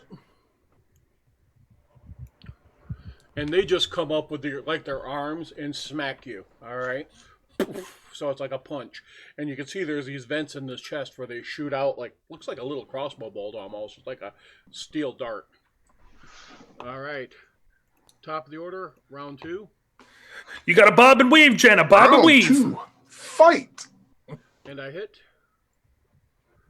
And Jetta Bink takes another hit. Penny, you're up. Finish him. Right, the one I have my hunter's mark on is behind a corner, so I'm gonna shoot at number 3, which I think gets cover as well. So we'll launch an arrow at him. All right. Plinking. All right, Penny. Nice shot. Plunk straight into him. Maybe we should tie a rope around Penny next time so that when he dies, we can just, reel him back in. Big Eat. 10-foot shepherd's hook. Right? Crook. The death hook. You died in that room, but we're going to save you. All right. We're going to at least bring the body back. Jenna is actually bobbing and weaving pretty well. She's taken 2 hits, but the shield's coming up. She's taking the hits. They're not getting through her armor. I mean, she's getting attacked by 4 people at once, and she's holding it off fairly well. Delbert. Well, if the Toll the Dead didn't work, then let's try something a little more with a little more punch to it. Magic missile. At the darkness. At the darkness. Where are the Cheetos? I've really got clockwork number 3 on my mind, so we're going to go ahead and fire him up. Nice. Boom. All right. So clockwork hits in the center, blows a chunk of armor off. Clockwork hits in his head. The head twists sideways. Third magic missile strikes right here at the base of the throat and goes clean through it as its head tumbles away, and it falls apart in pieces. Clangity, clang, clang. All right. Jenna Bink. I am going to use my Warhammer again. I'm definitely going to hit. I'm not going to do the best damage, but enough. All right. Bang, it goes down. I'm going to stand where I'm at. Idris. Idris runs forward, yelling, "Get to the copper!" And he will swing on the Clockwork Servant 8. Clocks him. And, nope, that's the wrong amount of damage. There we go. Lights him up with a moon sword. And that's it. Bang. So pieces of metal fly off this thing, and you open up the gearing across its abdomen. And I turned to Jenna Bink, and I'm like, "Look, I'm a mechanic now. I'm taking care of business." Quick foot goes, "Way to go, heroes, way to go," and hangs out on the shoulder. And they are still swinging at Jenna Bink. And Jenna takes another hit. And bang. Not as bad as it could have been, Jen, but they catch you on the shoulder and you feel like a pop. All right, round 3. You see that thing blitz through. Oops, let me make everybody visible again. Sorry about that. You see and you hear Ninjas. that thing come charging through the door at the end of last round. Penny, you're up. All right, Penny will move to here, and I'll move my hunter's mark to number 8. Take the -2 and cling bling. See if I can knock some more chunks off this guy. Some more plating.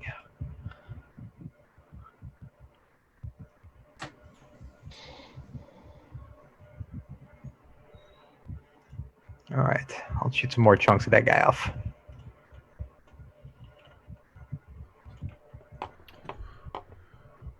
All right.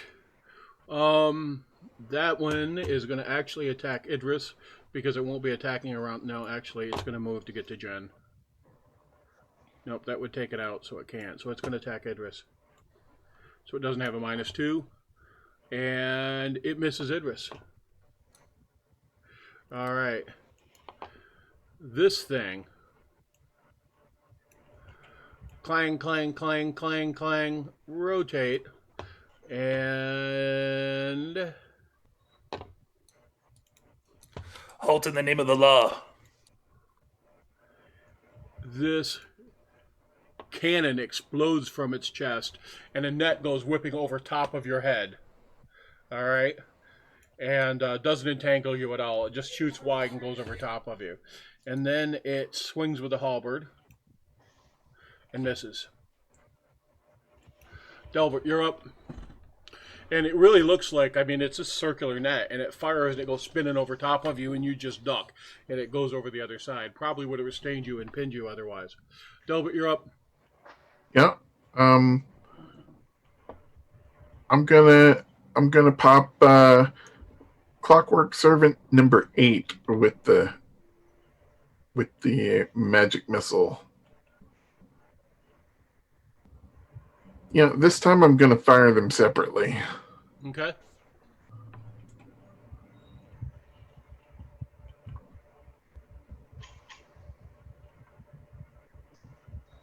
He goes down. And it's the same as the last one, just disintegrates, just falls to pieces. Chunks of metal and gears land on the floor.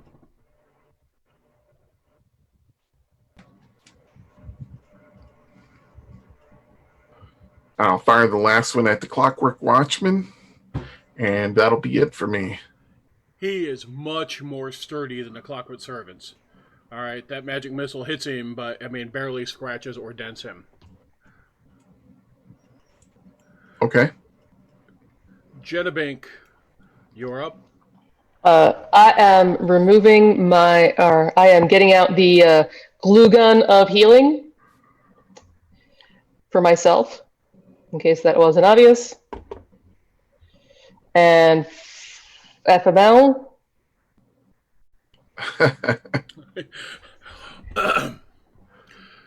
Yeah, outstanding. The old FML gun. Yeah, the FML gun. So I believe you have to RTFM. All right, Idris, you're up. Idris is going to back away from all the faulty machinery near him and rotate around the Clockwork Servant and try and pop him with his knife source sword. Nope, that's going to be a no. All right, that's it. Quickfoot's hanging. Round 4. Penny. All right. Penny will move her Hunter's Mark to the Watchman because my previous target's dead. And I'll take my -2, shooting through frames.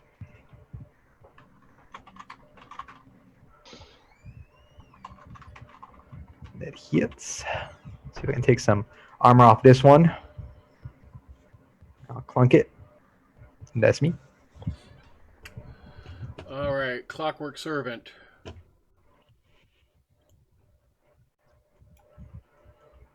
Crits. It's fake news. And I roll. And then the Clockwork Watchman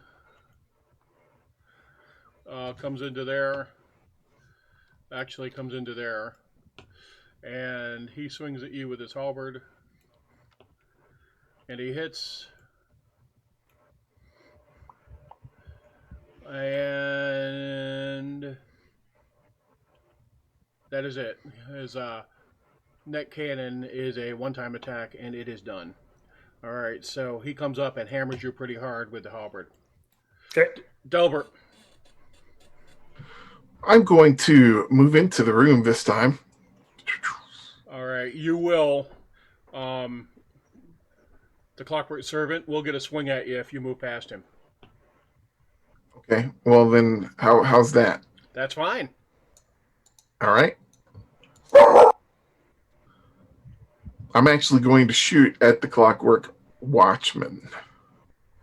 All right. Oh, you're just unloading magic missiles. Oh, yeah. All right, good deal. Bang! Tears chunks out of him. All right, he's starting to look pretty damaged now. All right, metal's hanging off of him. He's pretty torn up. Jennabank, I'm assuming I can still hit 7 from where I'm at, so I'm going to hit 7. do it. That's actually a -2. He's got cover against you. I've been giving him cover against him. You can move to there if you want to and not have to deal with his cover. I will do that then, yeah. All right, I'm going to move you then. Go ahead and make your attack.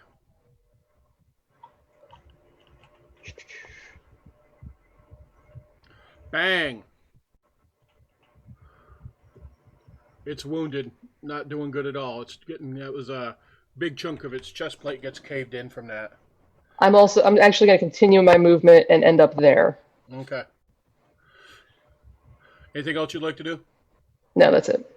Idris, this guy lit you up pretty bad. You had a pretty rough round for getting pounded on. What would you like to do?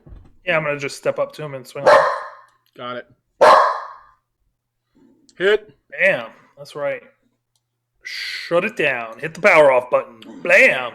Bang. So you step up. Remember talking to your sister Patrice, right?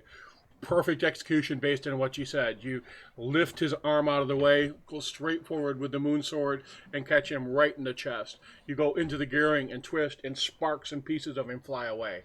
He's not looking good at all. As a matter of fact, you hear whirring, and fluid starts to leak down his side. Uh-oh. He might explode.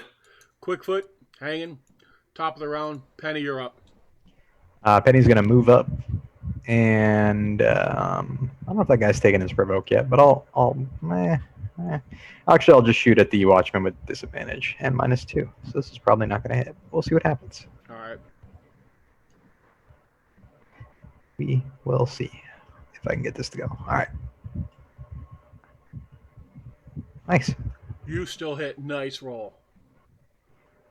And so the Watchman takes an arrow. So you see where the fluid was going, where the sparks are flying, and you just pull up and you sight and you drop an arrow right in the same spot the Idris just opened up, and it twitches sideways, falls to the ground, and sparks fly and smoke pours out of it. Put it right underneath Idris's arm as he's swinging, you know. Just Everybody was in the line of fire on that one. Would you guys be surprised if these guys were saying exterminate? No, at all. That would be some quality material. Completely surprised. All right, another 3 points worth of bang as this thing just keeps Mic smashing on. on Idris. Mic off. All right. Delbert, you're up. Okay, I will draw my dagger and try and perforate this thing. Oh, that's hardcore. Okay, go for it. Delbert going for the can opener. Awesome! With a hit.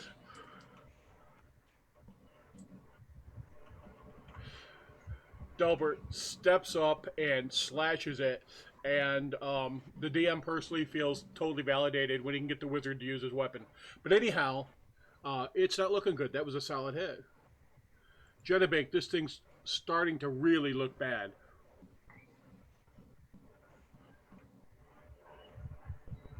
It's done. You smash it to pieces in front of you. Quick Foot goes, that was beautiful, boss. I just want to tell you, I especially liked how you dodged in and you went up into the armpit with a knife. That was like Shiv action. Patty, wasn't that fucking beautiful? That was like a prison fight, wouldn't you say? And yeah, man. He Dalwood, I feel like you've been watching me, man, with the shanky action. That was good there. You got in there, you pried up a little pot with the dagger. That was nice. I appreciate that. It's not all about magic, just mostly.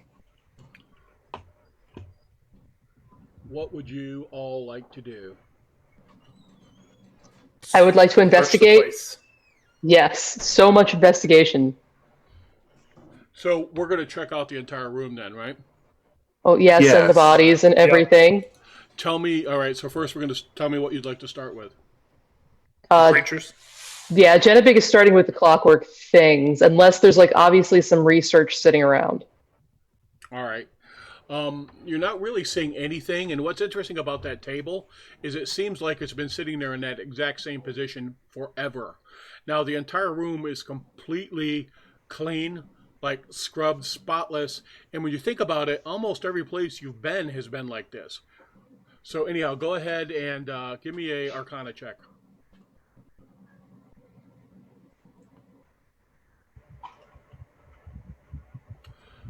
All right, so these particular clockwork servants, you can see that there was like almost a crossbow assembly in this second, and they had a clip with 8 bolts, and it was full. So they've been repairing themselves and fixing stuff. Second thing is you're looking at equipment that would simulate a prestidigitation spell. So these things probably have been going around and using prestidigitation on everything that they come across, kind of like a cleaning crew. And there is sufficient gearing and wire and plate for you to strip out of it and be able to, do 8 different castings of, how you make your little dudes. So you've got enough raw material to do that 8 times based on what you can scavenge out of these things.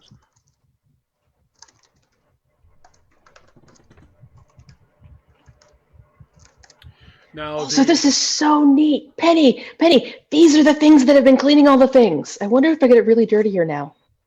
Oh, okay. you also find that symbol on them. Oh, look, a snowflake, because they're fragile. Hey, Delbert, look, it's another one of those symbol things. That one kind of looks like I guess a snowflake, but more like a tree from looking, if you were to look at it from the top. See the branches coming out? Or a globe if you don't believe in the Flat Earth Society. You have not seen that one yet, though. All right, this is No, the I first time hadn't. you've seen it. So after I have finished collecting materials from the clockwork, I am going to investigate the 2 skeletons. They are, go ahead and, whoever's checking them out, check.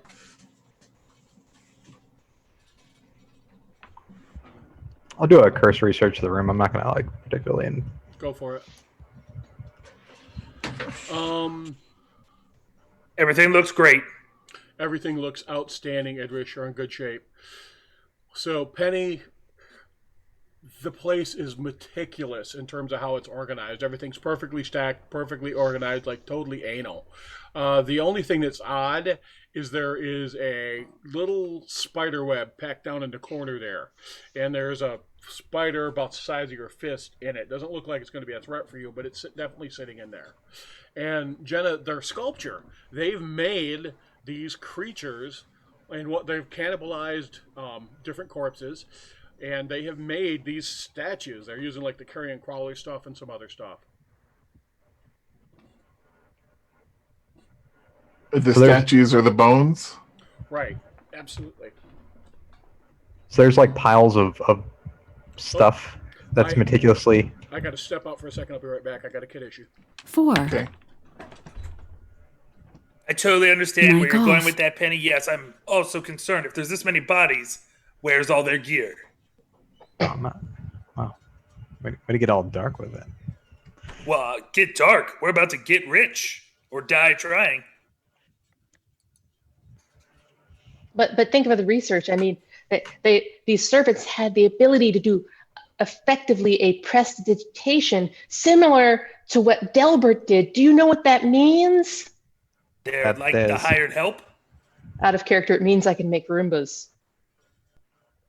It, I read a story about this where a mouse wizard tried to do this and it didn't go well for him and his master got really pissed. I mean, the place got flooded. They didn't have insurance on the tower. It was very, very messy.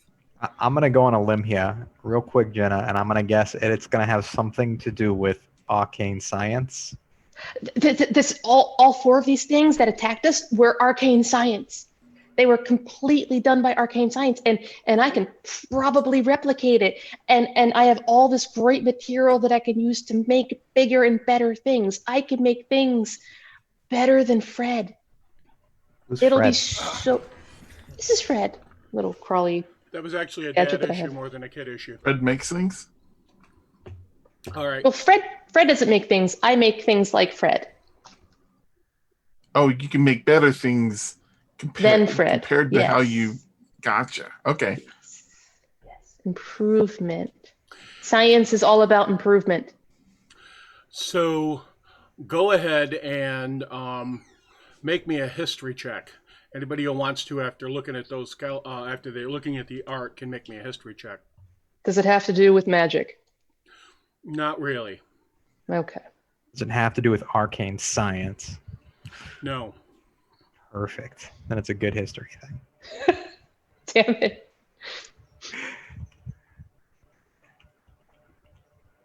I hope I rolled a 20 just to spite you. No, you didn't. Anybody else rolling? History. Yeah. Yes. 1 second.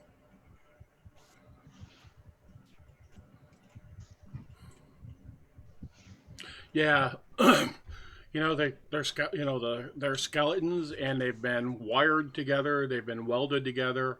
They've used some adhesives too, and they are surrounded with plates of things. Carapace, probably from spiders, and also from the carrion crawler.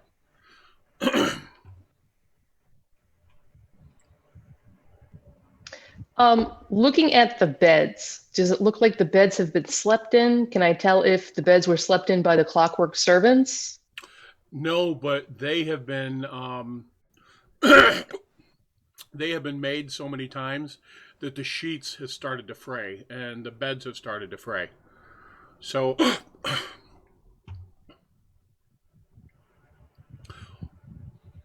And I guess otherwise, I'm going to pull out the piton of magic detection and do a run of the room. all right. Tell me what it's like when you use that. It looks like a normal piton, and then I run my hand up across it, and as I do so, it lights up with runes, and then it continues into a little cone of.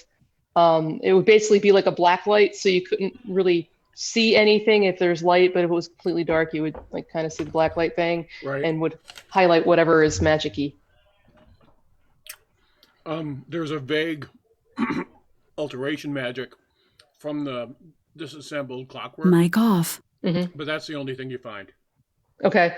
As I would walk around the entire perimeter of the room, Well, am I getting anything in any of the adjacent rooms? there is always a background emanation of magic. All right, and it's white Sure. magic, so it's that full spectrum magic from the black rock here. But show me where you're going. I'm gonna do dooby dooby doo, dooby doo. Not walking on the bones, but dooby dooby doo. You're just working through the entire room. Yeah, I'm gonna walk the perimeter because that'll give me the 30 feet, and plus it'll give me as much of the other rooms as I possibly can without opening doors and having Penny's wrath. Okay, you're not feeling like there's anything now. These doors down here, directly to the south of you, are open. Oh, they're open. Yeah, see how the doors are open? See the door symbol? Okay. All right, and he came through that door there. So what am I seeing? Because I would be able to see through the door. Yeah, let me get the mask open up again. I didn't open that, Penny. It was already open. Why are you looking at me like that? Like I'm gonna yell at you or something? Because haven't you before? Yeah, but that was because it was your fault. All right. Barrels and stuff in both these rooms. The barrels are old. Some of them are a little hammered and damaged. And there's a porchway. All right. No door going out of this room right here. So I'm assuming nothing. I'm not getting anything magic from those barrels or anything, right? It's a No. 30-foot. You're not. Okay. I look at the spider and yell at it, and I'm like, "Hey, do you talk?" Clearly not. Hey, Idris, there are more boxes and stuff over here that maybe have valuables or Penny, whichever. They don't have magic in them though. Oh, I'll take a look Gold through it. isn't magical, but it does magical things. Penny will start going through the boxes, checking to see if they're trapped or anything weird first. All right. Go ahead and. All right. There's glue, twine, wire, some nails, rawhide, rope. I'll stock up on any like miscellaneous equipment that I think might be good to like jerry rig stuff for thieving tools and all that stuff. All right. So what are you trying to specifically scavenge? Anything that looks useful to like set up either like traps or Okay, that's what I was looking for. Yeah, you yeah. can scavenge one set of traps with a tripwire here. All right. Okay. So just note that on your character sheet as equipment. All right, I'll throw it on there. Yeah, I'm gonna take some rope. All right. Um, this rope's decent shape. I mean, it's hemp rope. It's solid. It's going to be, you're not concerned with the quality of it at all. You think you're fine there. Okay. All right. This other room, you see this big box that they're in. When you pop the lid off of that, there's actually a really withered cadaver. And Nice. Go ahead and give me a medicine check.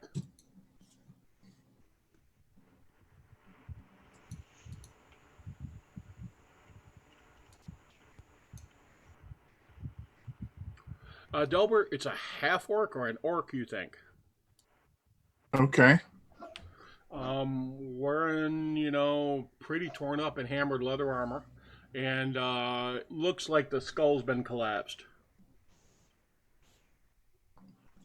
Okay. Why is this up here?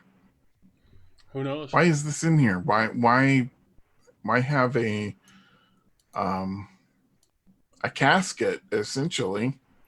It does look like it was placed in there specifically. I mean, it was laid out. And looks like it was probably put in there as a fresh corpse and disintegrated over time. It's been here a long time. You can see stains on the wood where the fluids of the corpse desiccated, were soaked into the wood. There's a faint bad smell, but it's not heavy. And there's a fatty residue in a couple locations, but it's down to, stretched skin and bone at this point. Ooh, can I look? Can I look?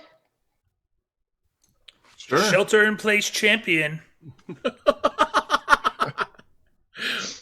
All right, Jenna Bank, what would you like to do? I would like to look at this questionable corpse and determine who, what it was, if it was touched by the clockwork things.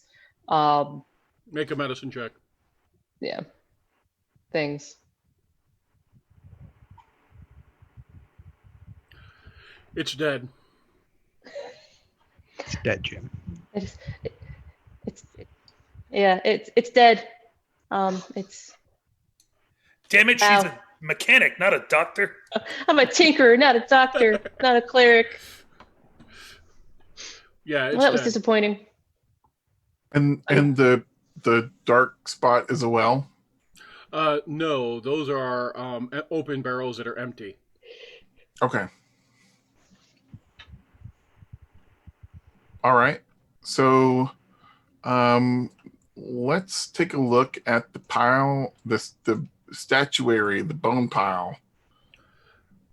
So, what specifically are you looking for, and how are you doing it? I'm going to pull the thing apart and look for anything that looks unusual. Okay. Give me an investigation check.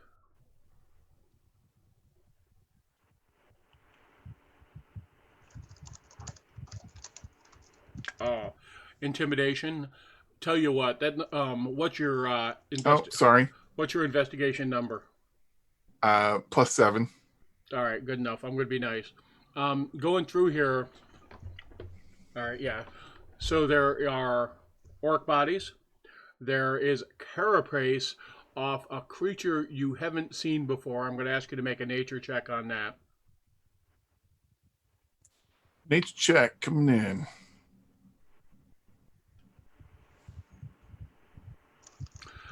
Some sort of bipedal spider creature. You're not certain what it is, but looks like a bipedal spider creature, to be perfectly honest with you. And you find the carapace and stuff from that. There are human skeletons in here, and you find a dwarf skeleton, and you're not totally certain what this thing is. Go ahead and give me another nature check.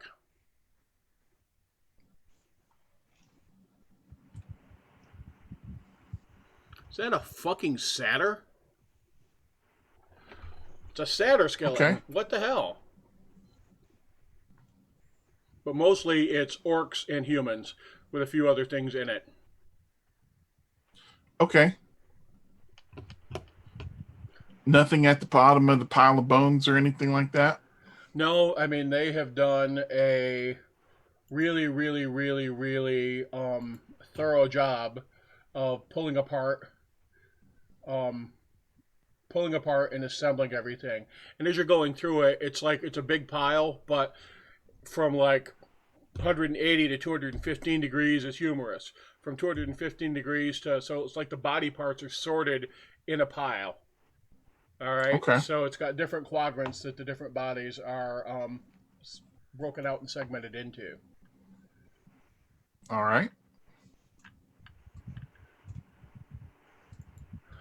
Anybody else checking them out too, or no? Oh, of course I am, yes. All right, Jen, give me. He's laying the pieces out. He's done a very thorough job of going through them. Go ahead and give me a nature check. Not my best. Yeah, it's some sort of spidery bipedal creature. You're not certain what it is, and the rest of it seems straightforward. And you would agree that that's probably a satyr when he points that out to you.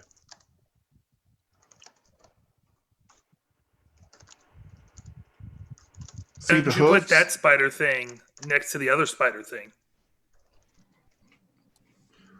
There's actually two of these carapace kind of skeletons there. Are you checking them out, Idris?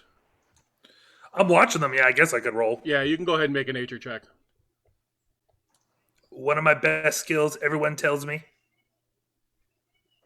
Yeah, it's a carapace spider thingy. What's it with long sharp teeth? Okay.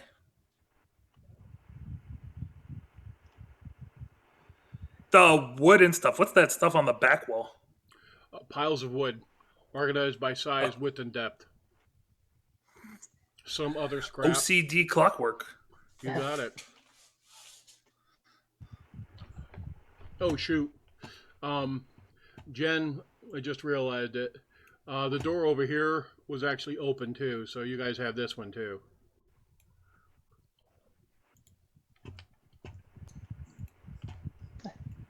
And what's in that room, Tad? It's perfectly clean and open, to be honest with you. The door on the other side, you can see that it's got a bolt across it and it's locked, and it looks like it's been well oiled and maintained like everything else. And then there are 4 doors over here that are sealed up. There's 3 brooms, some rakes, some dustpans. There's a whole bunch of pile of cloth in one corner, but What kind of cloth? it's kind of old linen, some muslin too, canvas. So it looks like basically it's different types of tarp, and it's a little old and brittle. It's not in super good shape. Penny will go check out that room, investigate the stuff. You said one of the doors was locked. Yeah, the door directly across is locked and bolted from the inside. It's going to be easy for you to open from this side. On the other side, it would be pretty hard. But self-evident what's going on there. You know, it'd be a pain in the ass to pick from the other side, but from this side, you basically just flip a lock and pull the bar off. Okay. Do I need to roll for that, or? No, you can just do that. Right. It doesn't appear to have any traps or anything on it. All right, cool. I'll check it out. See what it's All like. right. Is put everybody where they are right now. All right. So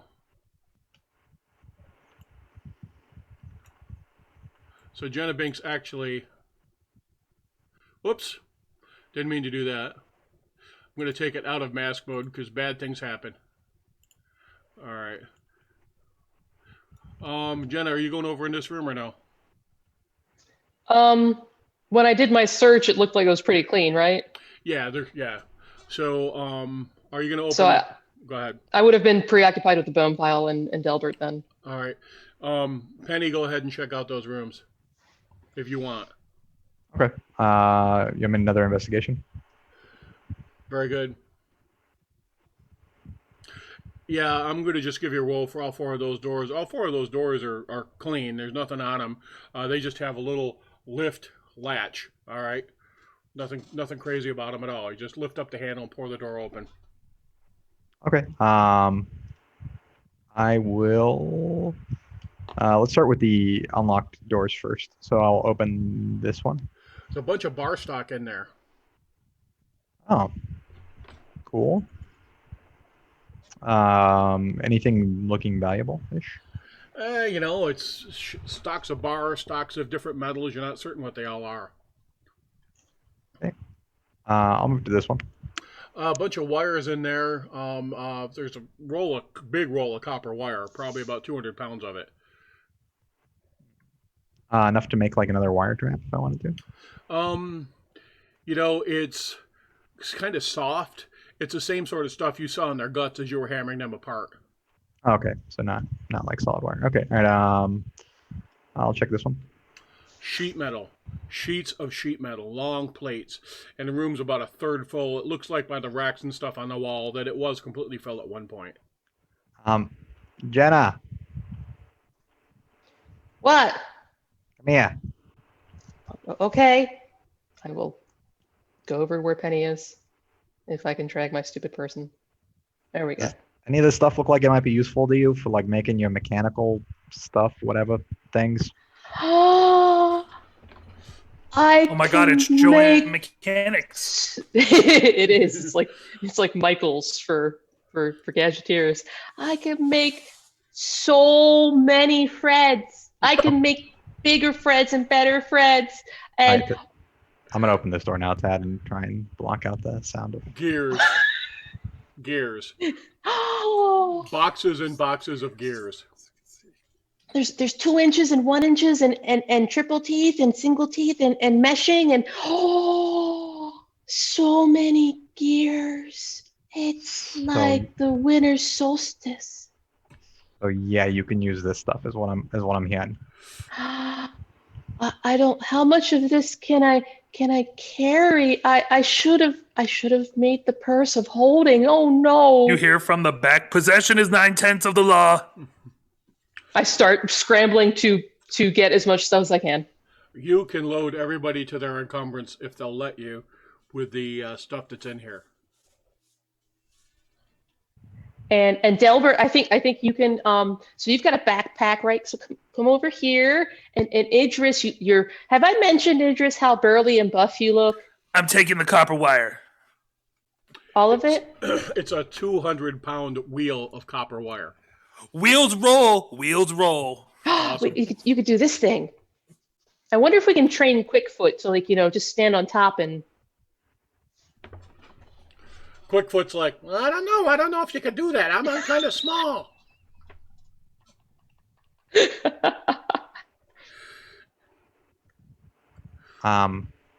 So you're saying yes, you do need this stuff. I need all of this stuff. All of this stuff. Or, well, I mean, it's not like anyone else really comes down here. So I suppose that this is as good a storage location as any, but I am taking as much of this stuff as I possibly can and would love it if all of you would take as much of this stuff as you possibly could. And we can come back here and get more when I need to make more. What's behind door number 4, Penny? It was. You could kind of use this as a workshop while we're here. Good. All right. We are now at 7 o'clock Eastern. We are back inside the Dungeons of Castle Blackmoor. Happy 4th of July to everyone. And I think we're going to call it a session. All right. So good work today, folks. Let's take a minute just to sort of reflect on what's happened for our characters, what surprised us today, and what we thought was most useful for us. Just sort of a reflection on what's happened with a character. And we started with Jimmy first last time, so we'll start with Jenna first now.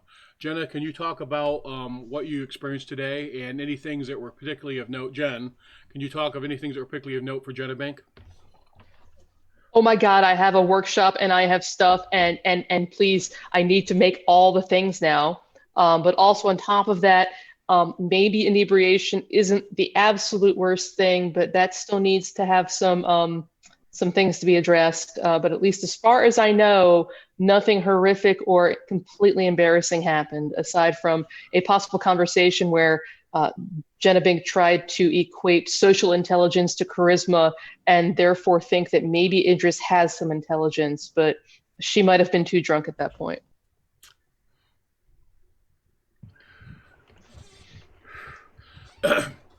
Penny, do you have anything you'd like to add? Yeah, it's really crappy. Every time we go into Blackmoor, that somebody's trying to kill me and my friends. So I'm kind of hating whoever's hiring people right now to do this. And I think that's Penny's sole goal in life right now is to figure out who's hiring these people to harm us and to murder them. Idris, let's talk about where you are today. Well, most of my things happen behind the scenes. But I'm making good on the things I said I would do to those I said I would do them. And also, it's very helpful to have like the cabal and a bunch of fancy people show up and you get to stand next to them, Just taking pictures, hobnobbing, getting on that social register, finding out that Galens really hate when people melt down their silverware and they send hitmen after you. Some crazy Yeah, that's stuff super going on messed there. up. Man, yeah. Now you know the truth. Yeah. Yeah, I mean, it was pretty good for him. He's learning some new letters. That was the fight he had to deal with today. Vocabulary, paper cuts.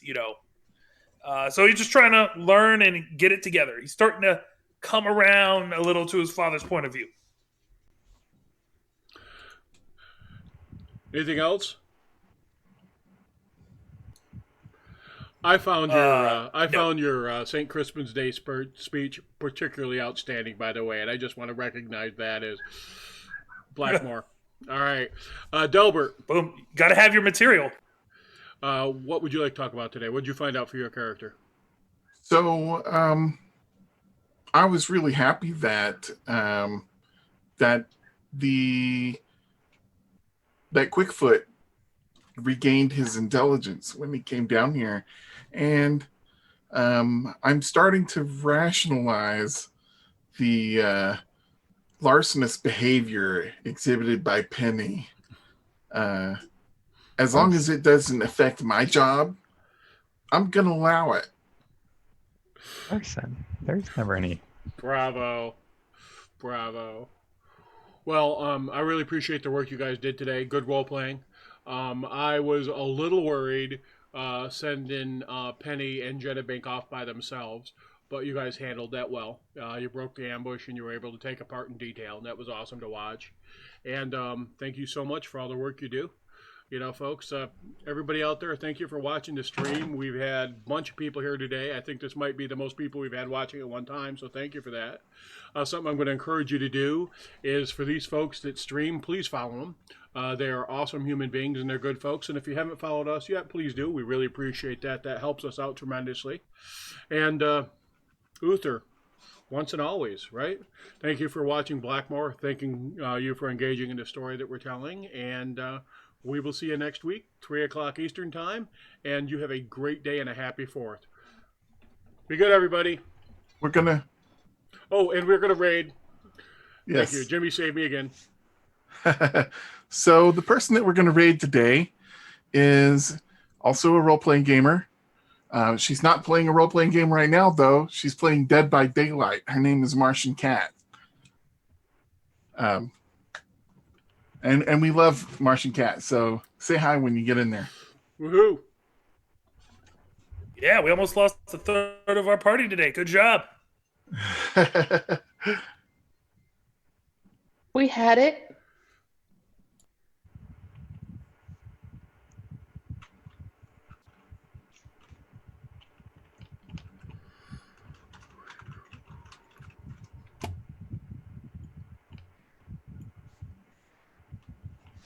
All right.